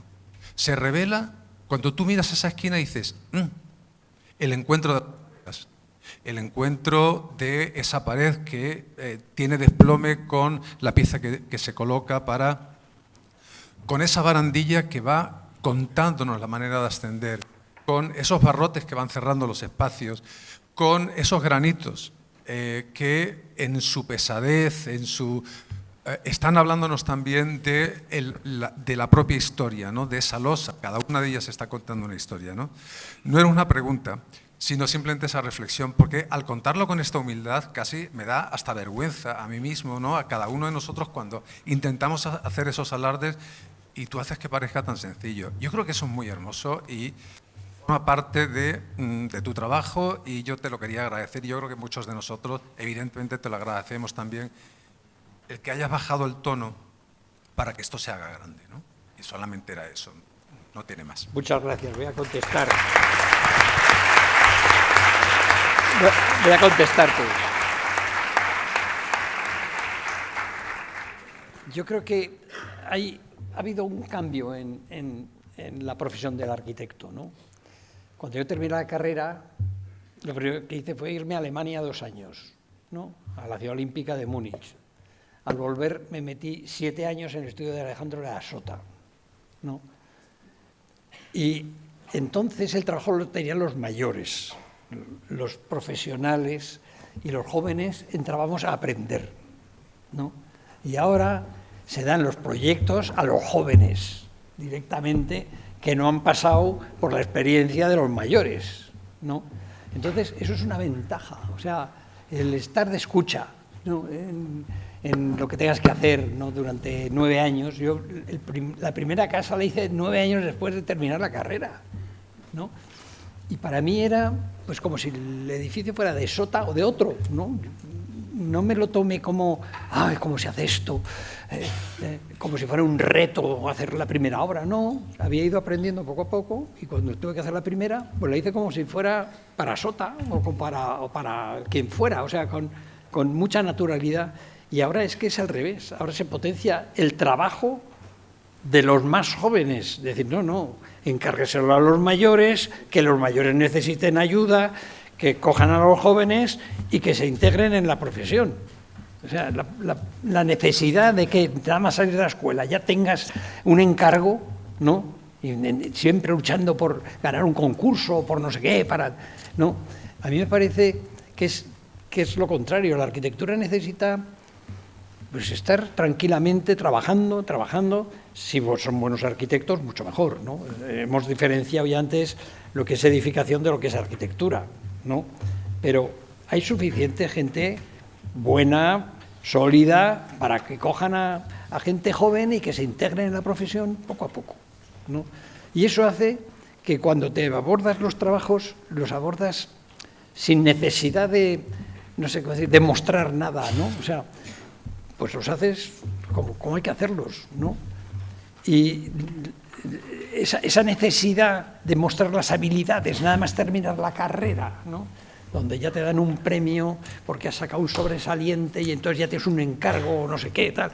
Eso es contra natura, ¿eh? Porque lo lógico, yo no tengo mérito en eso. O sea, yo tuve la suerte de poder trabajar con Alejandro de la Sota, ¿no? ¿Por qué? Pues porque había estado en Alemania. Porque da la casualidad que yo me quería ir de España cuando terminé la carrera y yo cogí, pues, en todos los países que se hablara francés o inglés, yo podía trabajar. Había estudiado en el liceo francés y podía irme, ¿no? Y un día que fui a ver a Sota, iba como 4 o 5 veces al año, pues me dice, vente conmigo. Digo, ¿dónde vamos? A una conferencia. La conferencia era Günther Behnisch para hacer la ciudad olímpica de Múnich. Me fui con el maestro, ¿no? Y al salir me dice, a Múnich. Y digo, pues no sé alemán. O sea, mi padre hablaba alemán, había estado en el colegio alemán. Y yo lo había dejado siempre como algo que ya llegara el momento de aprenderlo. En eso me cayó, pero así. A Múnich, me tenía que ir a las prácticas de la Mili, a Valladolid, y me fui con el libro de alemán y estaban haciendo marchando la tropa, y yo, 1, 2, 1, 2, mirando el libro, ¿no?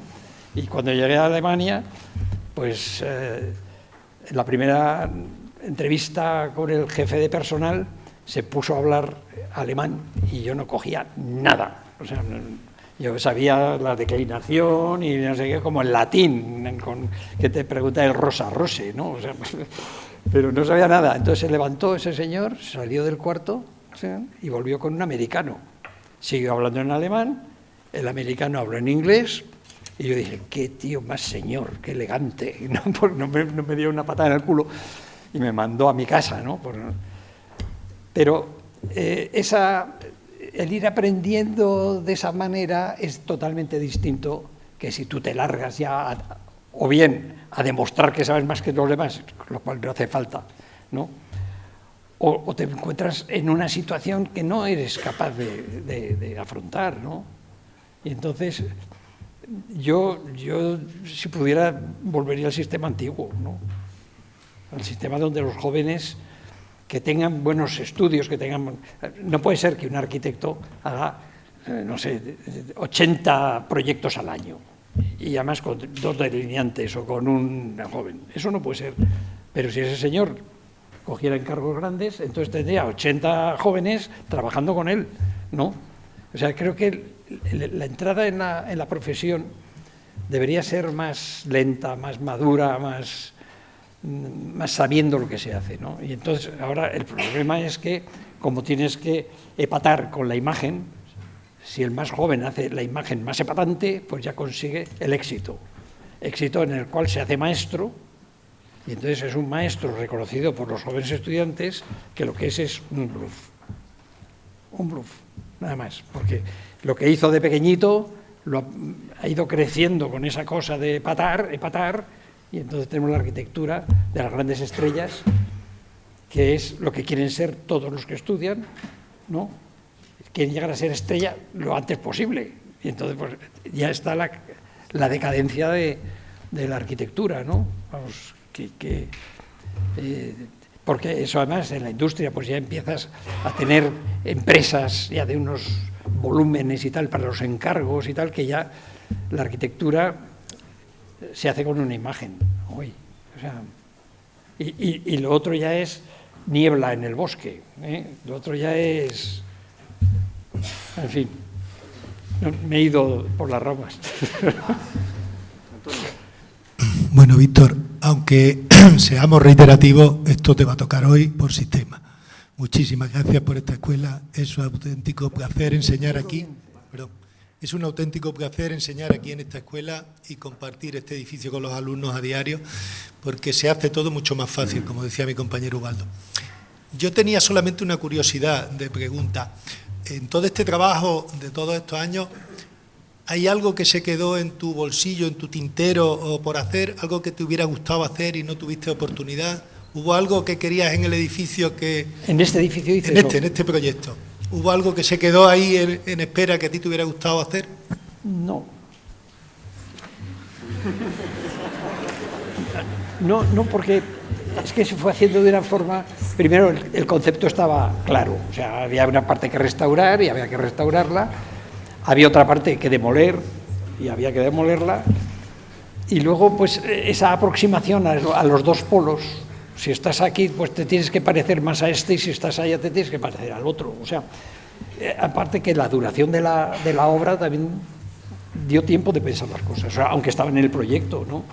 Pero, sin embargo, pues se iban buscando siempre soluciones con la empresa malagueña, que fue una empresa muy colaboradora y muy... estuvo muy bien, ¿no? O sea, yo creo que eso de querer resolver problemas en lugar de hacer arquitectura, ¿no? O sea, resolviendo problemas se hace arquitectura, ¿no? Entonces, yo creo que es más fácil. Cuando quieres hacerlo todo nuevo y tal, rompedor y tal, pues es una cosa muy violenta, ¿no? Pero por lo menos en mi experiencia ha sido todo muy natural, ¿no? Nunca me he visto sobrepasado con la tarea, ¿eh? O sea, tampoco he cogido torres ni cosas de estas, ¿no? Pero, no sé, yo creo que la naturalidad, ¿no? de aplicar las cosas lógicas, si lo haces con un poquito de suerte, pues es un camino, ¿no? Bueno, yo quería... ¿Puedo? Yo quería, pues en primer lugar, decir por qué estoy aquí, ¿no? Como director del Departamento de Expresión Gráfica y de Proyectos Arquitectónicos. Me ha pedido la dirección de escuela que participe económicamente y esto me ha llevado a verme aquí de hoz y coz, como podríamos decir, ¿no? En representación un poco también pues, del profesorado y fomentar un poco el debate, con lo cual, pero nuestros profesores, Ubaldo y Antonio, ya se nos han adelantado consultando cuestiones, sin duda, que son pertinentes. Bueno, quería poner el acento en una de las cuestiones. Nos has estado explicando el proceso de la obra, hemos estado aquí escuchando la complejidad de esta obra y una figura que ha sido clave. Y yo quería recordar, en este momento de celebración, hoy estamos celebrando el 10º aniversario de la inauguración de este edificio, a este profesor que sigue estando con nosotros, sigue de profesor vigente, a Javier Gallego, director de esta escuela en aquel momento, y al cual debemos, por muchos motivos, que hoy estemos aquí celebrando este acto y que el proyecto que en tantos momentos corrió el riesgo de malograrse, finalmente tuvo éxito y se pudo concretar. Precisamente hoy, Javier Gallego, esta mañana ha habido un acto aquí, un acto del ICOMOS, en donde se le ha nombrado representante del ICOMOS en su materia, en lo que es el patrimonio arquitectónico, la restauración arquitectónica. Y yo creo que es un merecido homenaje, ¿no?, también a este profesor que es tan importante y ha sido tan importante. Bueno, nuestra escuela, siempre hemos entendido que nuestra escuela ha defendido un perfil y es consecuente con muchas de las cuestiones que has abordado, has comentado y en el turno de preguntas nos has declarado.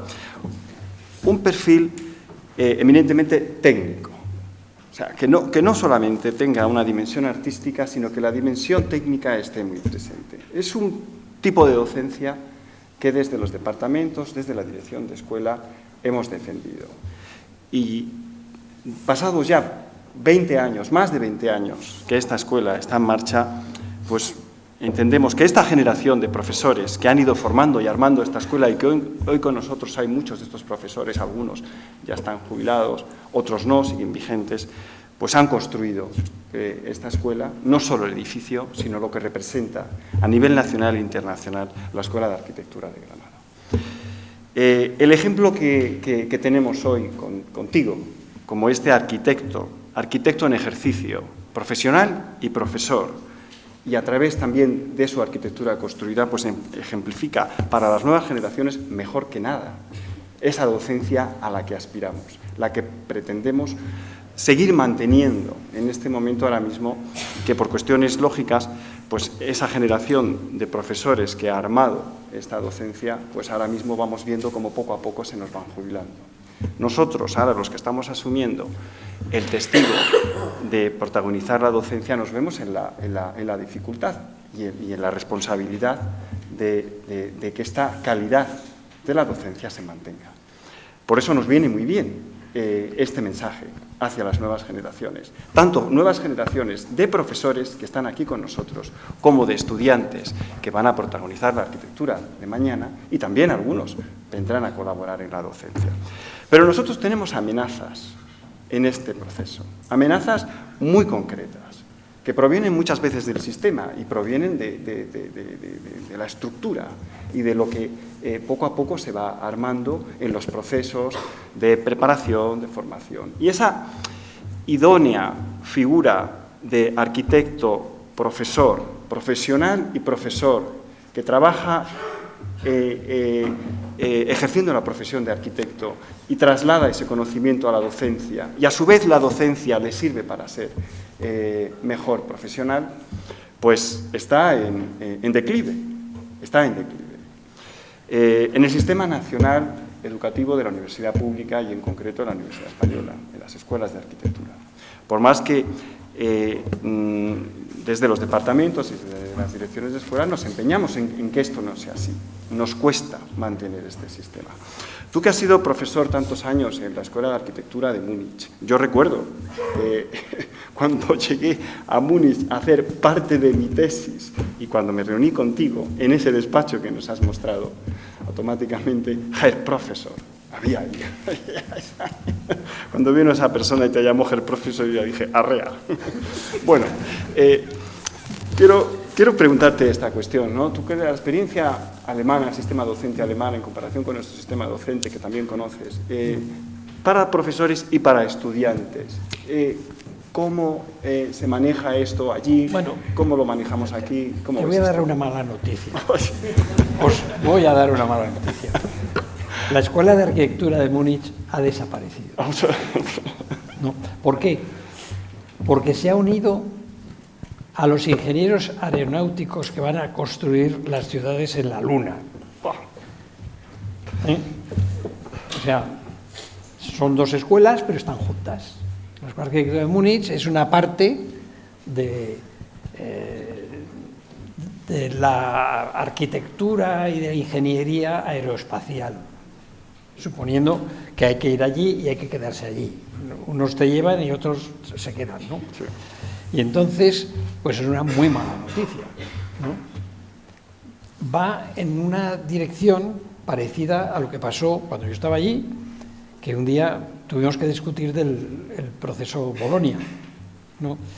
que la Escuela de Arquitectura de Múnich no tenía por qué entrar en ese proceso, porque hubiera podido mantener el título que daban entonces, que era el Diplom Ingenieur, ingeniero diplomado, no arquitecto, o sea, ingeniero diplomado. Cuando ibas a darte de alta en el Colegio de Arquitectos, entonces es cuando te convertían en arquitecto. Pero la enseñanza que te daban allí era de ingeniero diplomado, ¿no? Entonces, un día, en una reunión del claustro, pues nos dieron la noticia de que teníamos que cambiar los nombres de las cátedras con el tema de Bolonia y no sé qué y tal, porque había varias cátedras de proyectos, distintos arquitectos que tenían distintos enfoques del proyecto, ¿no?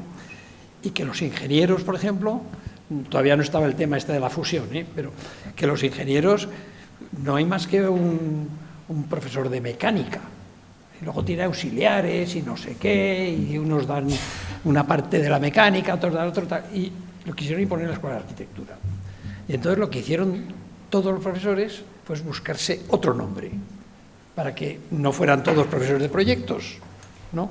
Sino que uno era, pues, arquitectura e industrialización. Seguía dando lo mismo que siempre, pero lo había llamado así. Y había otro título, pues, desarrollos formales de no sé qué. Todo así, que era un teatro, ¿no? Era un teatro que la universidad, los ingenieros, por ejemplo, decían, bueno, como hay 6 profesores de proyectos y en nuestra escuela solo hay un profesor de mecánica. Luego ese profesor de mecánica tenía distintos, digamos, departamentos donde enseñaban todo lo que hay que enseñar, pero por de pronto no había 6 cátedras, o uno haciendo tornillos, otro haciendo no sé qué tal, ¿no? Sí, todo así, ¿no? Entonces, en una reunión de facultad, pues nos dijeron, para la semana que viene tienen que pensarse ustedes el nuevo título de su cátedra, ¿no? Entonces llegó la semana siguiente y venga, ya tienen todos llegaban una planificación y no sé cuántos. Cuando llegué yo el último, dije, yo era profesor de restauración, proyectos y restauración, ¿no? Y yo dije, proyectos y restauración. Era el único que no había cambiado el nombre y me quedé con el proyectos y restauración, pero todos los demás se cambiaron los nombres, ya así rápidamente, ¿no? A mí me pareció que era un desastre, ¿no? Que se sometieran a una historia de esas cuando estaba claro que había diferencias entre los talleres de proyectos, ¿no? Pues lo admitieron, pues como posteriormente, yo ya no participé en el proceso Bolonia porque me jubilé 6 meses antes del cumplimiento de la jubilación, porque allí cuando empiezas a dar clase en un año, eso es pieza tocada, pieza movida, o sea que ya tienes que terminar el semestre. O sea, si empiezas y cumples al día siguiente, pues tienes que dar el semestre entero. Y yo, antes de que me cogiera eso, dije, yo me voy, ¿no? Entonces ya no tuve que entrar en el juego ese. Pero eso era ya una previa adaptación a que luego la Escuela de Arquitectura desaparecía y entraba con los ingenieros aeronáuticos, ¿no? Y claro, hubo una discusión porque la Escuela de Múnich había tenido arquitectos muy respetables, muy buenos, ¿no? Y toda su calidad, ¿no? De repente se iba cambiando los nombres y haciendo todo esto. A mí me parecía un despropósito, ¿no? Y luego sufrieron la transformación y se quejaba todo el mundo, porque decían que ya no tenían tiempo de dar clase, porque estaban todo el día rellenando fichas y tenían que duplicar las clases para no sé qué grupo, pero el otro era otro grupo y había que dar la misma clase que a la anterior, pero... Y entonces se montó el teatro y ya lo último ha sido que ya la Escuela de Arquitectura no existe. Pero yo lo digo porque es un aviso. A navegantes. A navegantes.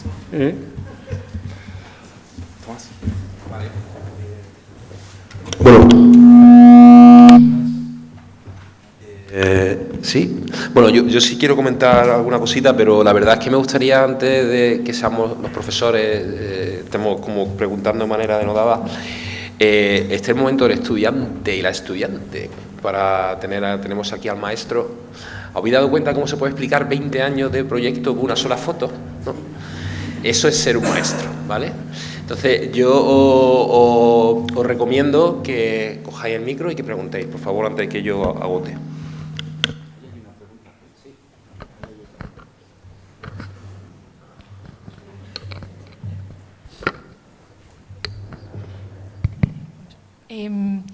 Quería preguntar sobre lo de imaginar una escuela de arquitectura, que a mí me hace pensar también en lo de ser profesor. Es que no te entiendo bien. Tenía una pregunta sobre la concepción de una escuela de arquitectura, que lo relaciono mucho en lo de estar profesor. Cuando un arquitecto es profesor, a mí me parece que es como volver a las bases de la arquitectura, como enseñar es volver a las bases. Y entonces, hacer una escuela de arquitectura, a mí me parece también volver a las bases de la arquitectura, que es como imaginar un edificio que condiciona los futuros arquitectos que van a volverse arquitectos dentro de unos años. Y quería preguntar si para usted hacer esta escuela, pensar en eso, ha podido cambiar o tener consecuencias en nuestra manera de pensar la arquitectura después de la construcción de la escuela. La dificultad que había aquí es que el edificio de alguna manera tenía una tipología, tenía unos tamaños, tenía unas salas, que no se prestaba demasiado a una adaptación, digamos, muy concreta, digamos, a las tradicionales de una escuela de arquitectura, ¿no? Y entonces se pensaba que podía haber una enseñanza que jugara con el valor ese que tenía el edificio. O sea que yo he visto unas mesas por los pasillos y me ha parecido estupendo. O sea, el edificio ofrecía la posibilidad de tener una visión de la enseñanza y del aprendizaje como mucho más flexible, mucho más, no sé, que se adaptara a la realidad del edificio. O sea, lo que yo no quise hacer, eso fue desde el principio, es adaptar el edificio al programa de enseñanza. Fue al revés. Hagamos la escuela con lo que puede ser la escuela, con las salas, los volúmenes, los pasillos y tal. Una cosa muy importante fue, el primer tema que hubo que hacer aquí fue establecer una nueva red de circulación en el edificio. O sea, las escaleras, menos una que está en la esquina de arriba y la que sube en el patio, todas están recolocadas, ¿no? Para que sirvieran a las dos, para que hubiera movimientos. Eso era lo primero, pero pensando que a lo mejor algún día no era escuela de arquitectura, que podía haber otra cosa, ¿no?, que fuera necesaria y que tenía que funcionar. O sea, yo lo que creo es que muchas veces partimos de tipologías ya aceptadas, ¿no? Por ejemplo, cuando nos encargaron la filmoteca, pues la filmoteca era un edificio en altura, con 6 plantas o no sé cuánto. Y digo, pero ¿cómo 6 plantas? Si no tenemos coches, si solo hay 12 personas, tenemos que ocuparlo para abajo, que aquí la temperatura pues tiene mucho más inercia que si lo sacamos fuera, ¿no? O sea, que la posibilidad de hacer edificios en ciertas de sus estructuras que fueran flexibles. O sea, si mañana dicen que esto tiene que ser un museo, pues a lo mejor es mejor que si lo hemos considerado las teóricas, las prácticas y las tal. O sea, cada espacio había tenido camas, por ejemplo. O sea, los cuerpos estos que dan en el Campo del Príncipe habían tenido 2 pisos, incluso, ¿no? Y entonces, pues dice, bueno, esto tenía camas, pero ahora esas camas no las necesitamos, ¿no? Y entonces, yo creo que es que el programa no es tan importante. Lo importante es la estructura del edificio flexible, ¿no? Y entonces, la enseñanza también tiene que ver un poco con eso, ¿no? Que muchas veces estamos muy pendientes de ciertos aspectos de la arquitectura, ¿no? Y la arquitectura como en una dimensión que dura muchísimo tiempo, ¿no? Este edificio pues ya viene desde el Almirante de Aragón, ¿no? Y llegará, yo qué sé, pero no va a ser siempre escuela de arquitectura seguramente, ¿no?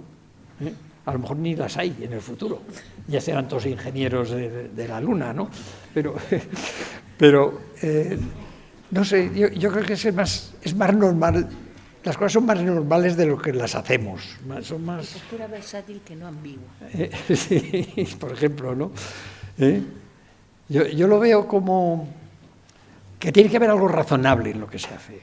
Y ese razonable se aparta muchas veces de los reglamentos, de las expectativas.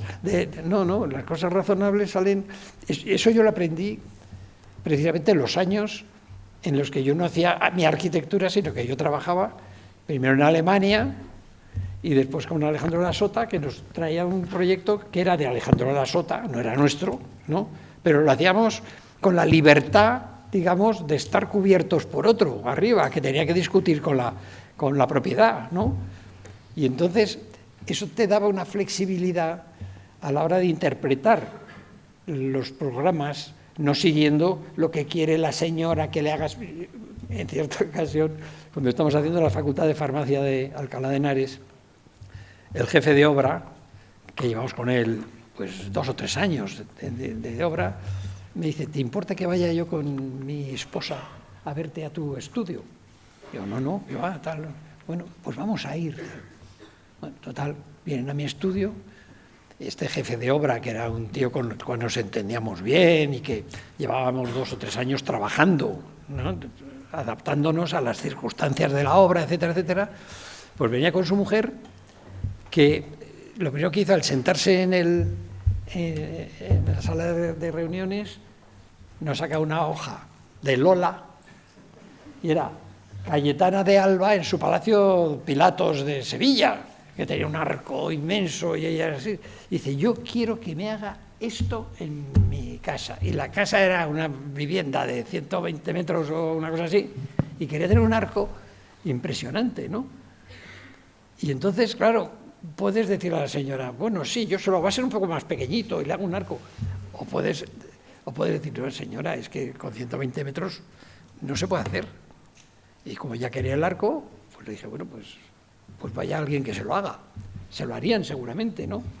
Pero esa necesidad, digamos, de seguir los modelos, yo me libré de eso, gracias a Dios, ¿no? O sea, porque en mi recorrido profesional, pues tuve la oportunidad de estar 2 años en Alemania, trabajando en el departamento general, porque había uno para el estadio, otro para la piscina y otro para el Palacio de Deportes, digamos, ¿no? Y esos 3 equipos. Pero luego había uno de general. Y el general era todo lo que no eran los palacios estos y tal, eran los puentes, las barandillas de los puentes, la iluminación de los paseos, las cervecerías que tenían que estar allí para repartir cerveza durante la Olimpiada. O sea, toda la morralla, ¿no? Y lo que me hicieron hacer es el plano general de la instalación olímpica para las publicaciones, ¿no? Entonces tenías que ir a los distintos grupos que te dieran sus proyectos y luego sintetizarlos de forma que en un planito de una escala de 20 por 20 pues se pudiera ver, ¿no? Con lo cual yo me enteré de lo que hacían todos, ¿no? Porque todos venían a mí y me contaban lo que estaban haciendo y yo tenía que darle una interpretación única, porque es un plano para que lo vean todos. O sea, si estos hacen no sé qué y el otro sería un lío, ¿no? Y entonces esa distancia al encargo, a la necesidad del cliente, a no sé qué, me hizo, no sé, me hizo que no me preocupara mucho, ¿no? Luego entré con Alejandro La Sota y también era como el que era responsable de tu trabajo, ¿no? Lo hacíamos, pero luego él se enfrentaba al cliente, no era yo, ¿no? Con lo cual yo hacía lo que quería, bueno, lo que quería, que creía yo que quería él, o sea, no vamos a decir yo hacía lo que quería porque allí no se hacía lo que quería, ¿no? Pero todo ese proceso, digamos, de acercamiento a la profesión, a la realidad uno a uno, ¿no?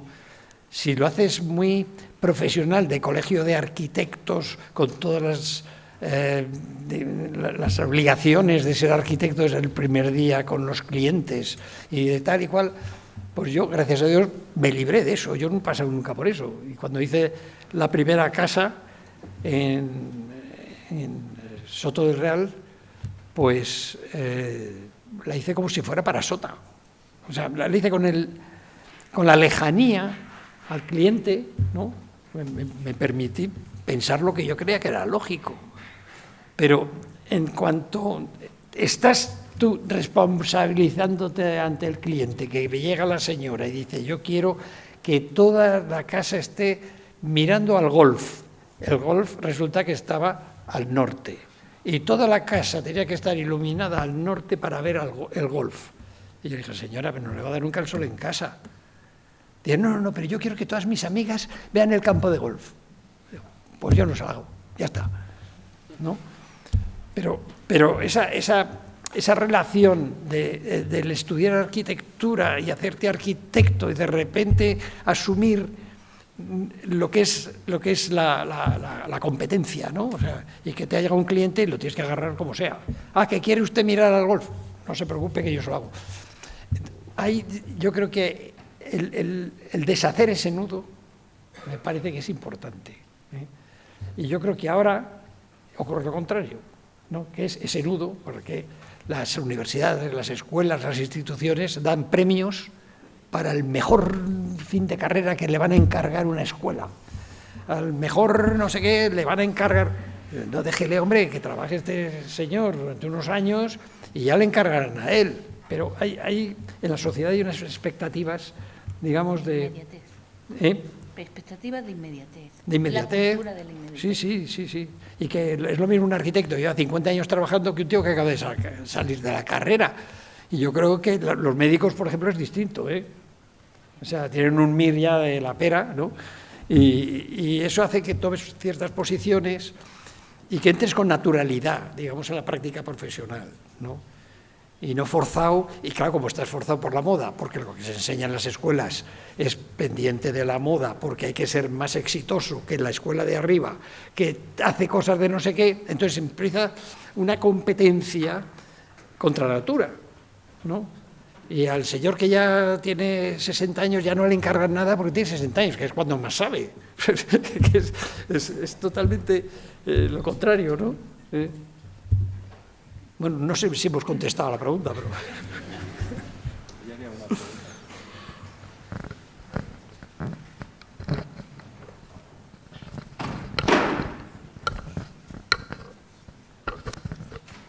Hola, lo siento para mi español.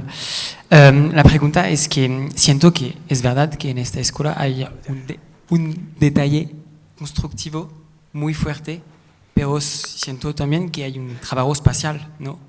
Es que no entiendo nada. Que hay un trabajo espacial muy fuerte. Y la pregunta ¿es posible de contar un poco cómo ha sido este trabajo espacial, que es la escuela a tope? ¿Entendéis vosotros? No, ok, lo siento.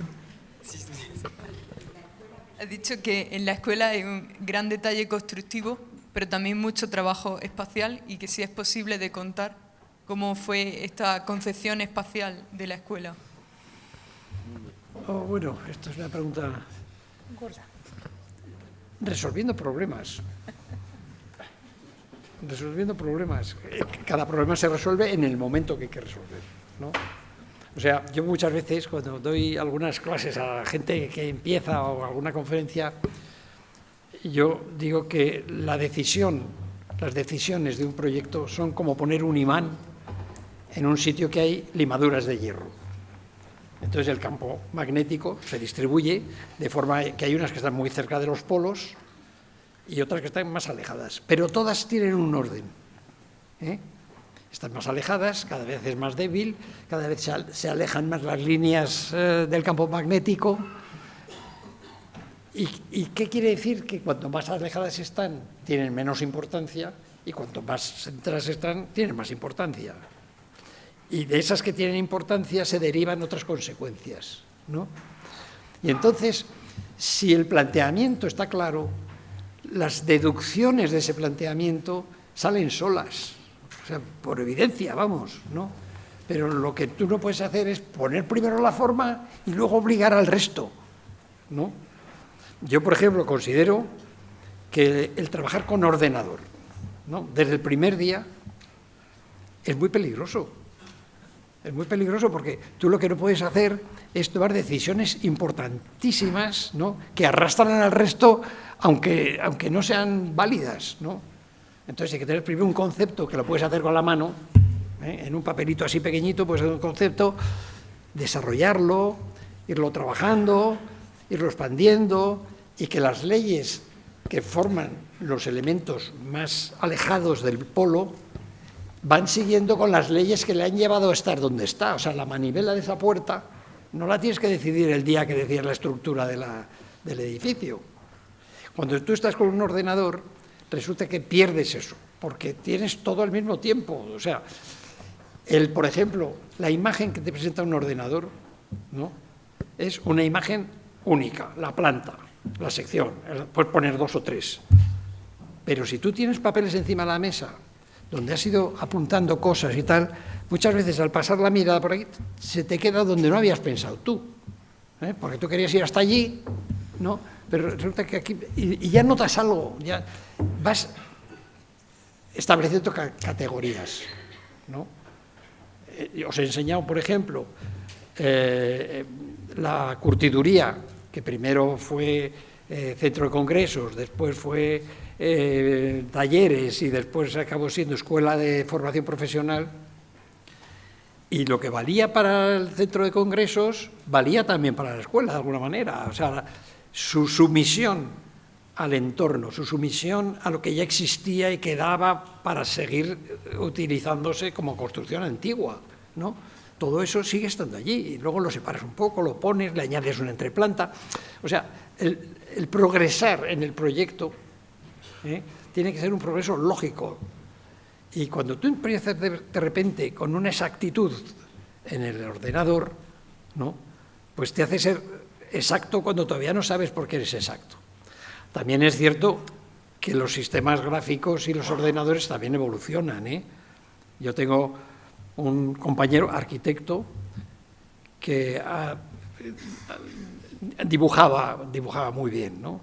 Y este señor ahora dibuja en una tablet, igual que si fuera un lápiz, o sea, perfectamente, ¿no? O sea, que va adaptándose también esa tecnología del ordenador a una sencillez, digamos, que no tienes que estar con el punto cero y con ¿no? Pero lo lógico de un proyecto es que tenga una lógica por sí mismo. O sea, que una vez que has estudiado mira, una cosa que me pasaba en Alemania, por ejemplo, ¿no? Yo ponía siempre 2 ejercicios, ¿no?, que estaban pensados para ser 2 simultáneos, o sea, que iban a desarrollarse en el curso al mismo tiempo. Y los 2 tenían los mismos valores, pero en distintas situaciones, ¿no? Uno estaba a las afueras de la ciudad, digamos, en la periferia, ¿no?, donde había bosque y había tal, y el otro estaba en el centro de la ciudad. Y los 2 tenían una dificultad absurda, en principio, ¿no? Como, por ejemplo, en el centro de la ciudad, en la calle más importante, póngame un albergue para los sin techo. Y dice, bueno, sin techo en el centro de la ciudad, eso es caro, no sé qué y tal. Bueno, pues usted hágamelo. Y al que estaba en el parque de no sé qué, ya de las afueras, pues le ponía otra, pero digamos con otra dificultad, así que parecía absurda. Entonces todos se apuntaban, ¿no?, al 1 o al 2, ¿no?, hacían sus listas, ¿no? Yo es que tengo un hijo que tiene que ir a la guardería infantil y yo voy a hacer la guardería, decía el padre o la madre. Lo cogían por proximidad al tema, ¿no? Y yo, cuando todos habían escogido, decía, los del 1 hacen el 2 y los del 2 hacen el 1, ¿no? La guardería la tenía que hacer el que quería hacer un parque de no sé dónde y el del parque tenía que hacer la guardería, ¿no? ¿Para qué? Para demostrar que hay que saber pensar como arquitecto y no por proximidad a tus deseos. Porque el papá que tenía un niñito que quería ya estaba discapacitado casi para poder abordar el tema con juicio de arquitecto, ¿no? Y entonces el saber encontrar, digamos, la razón profunda de las cosas, luego ya llegará al detalle. Y el detalle te va a venir porque toda la secuencia de decisiones ha ido estableciendo lo que tiene que ser. Y yo creo que el ordenador, demasiado rápido, demasiado presente, te está atando. Igual que otra cosa que hay que tener mucho cuidado, es el lenguaje. Que yo veo en Alemania cuando te explicaban los proyectos, ¿no? Que yo sin saber alemán como Goethe, pero vamos, me daba cuenta que el tío enseguida hablaba de una casa. Y digo, ¿casa por qué es casa? Porque casa no solo es un edificio que es una casa de alguien que vive allí, ¿no? Y lo decían así, como sin querer, no, porque es mi casa. Digo, ¿cómo que es su casa? ¿Pero usted está haciendo una casa? No, pero lo digo. No, lo dice, pero está aquí. Y se quedará aquí y acabará siendo una casa, ¿no? O sea, hay cantidad de detalles que yo creo que hay que ser muy crítico con ellos, ¿no? En el lenguaje que se emplea, ¿no? A veces se dicen cosas de un proyecto que todavía ni es proyecto, que le están fusilando, le están diciendo, acabará siendo lo que usted ha dicho. Porque cuando no tienes razones propias para desarrollarlo, empieza a entrar en valor lo que has almacenado en el coco con un nombre determinado, ¿no? O sea, esos son detalles de la enseñanza que yo creo que hay que ser un poco duro con los alumnos. Cuando digo duro, no me refiero en la apreciación de su trabajo, ni mucho menos. Eso tiene que ser lo más cercano posible. Pero duro en la exigencia de que no se traicionen ellos. O sea, usted ha dicho casa, explíquemelo por qué. De repente se queda así y ya no sabe seguir. Pero a la siguiente ya no lo dice, ¿no? Y, o sea, eso de que el alumno tiene que seguir el juego del profesor o el profesor el juego del alumno, a mí me parece que habría que ser más claro, más duro, pero más simpático.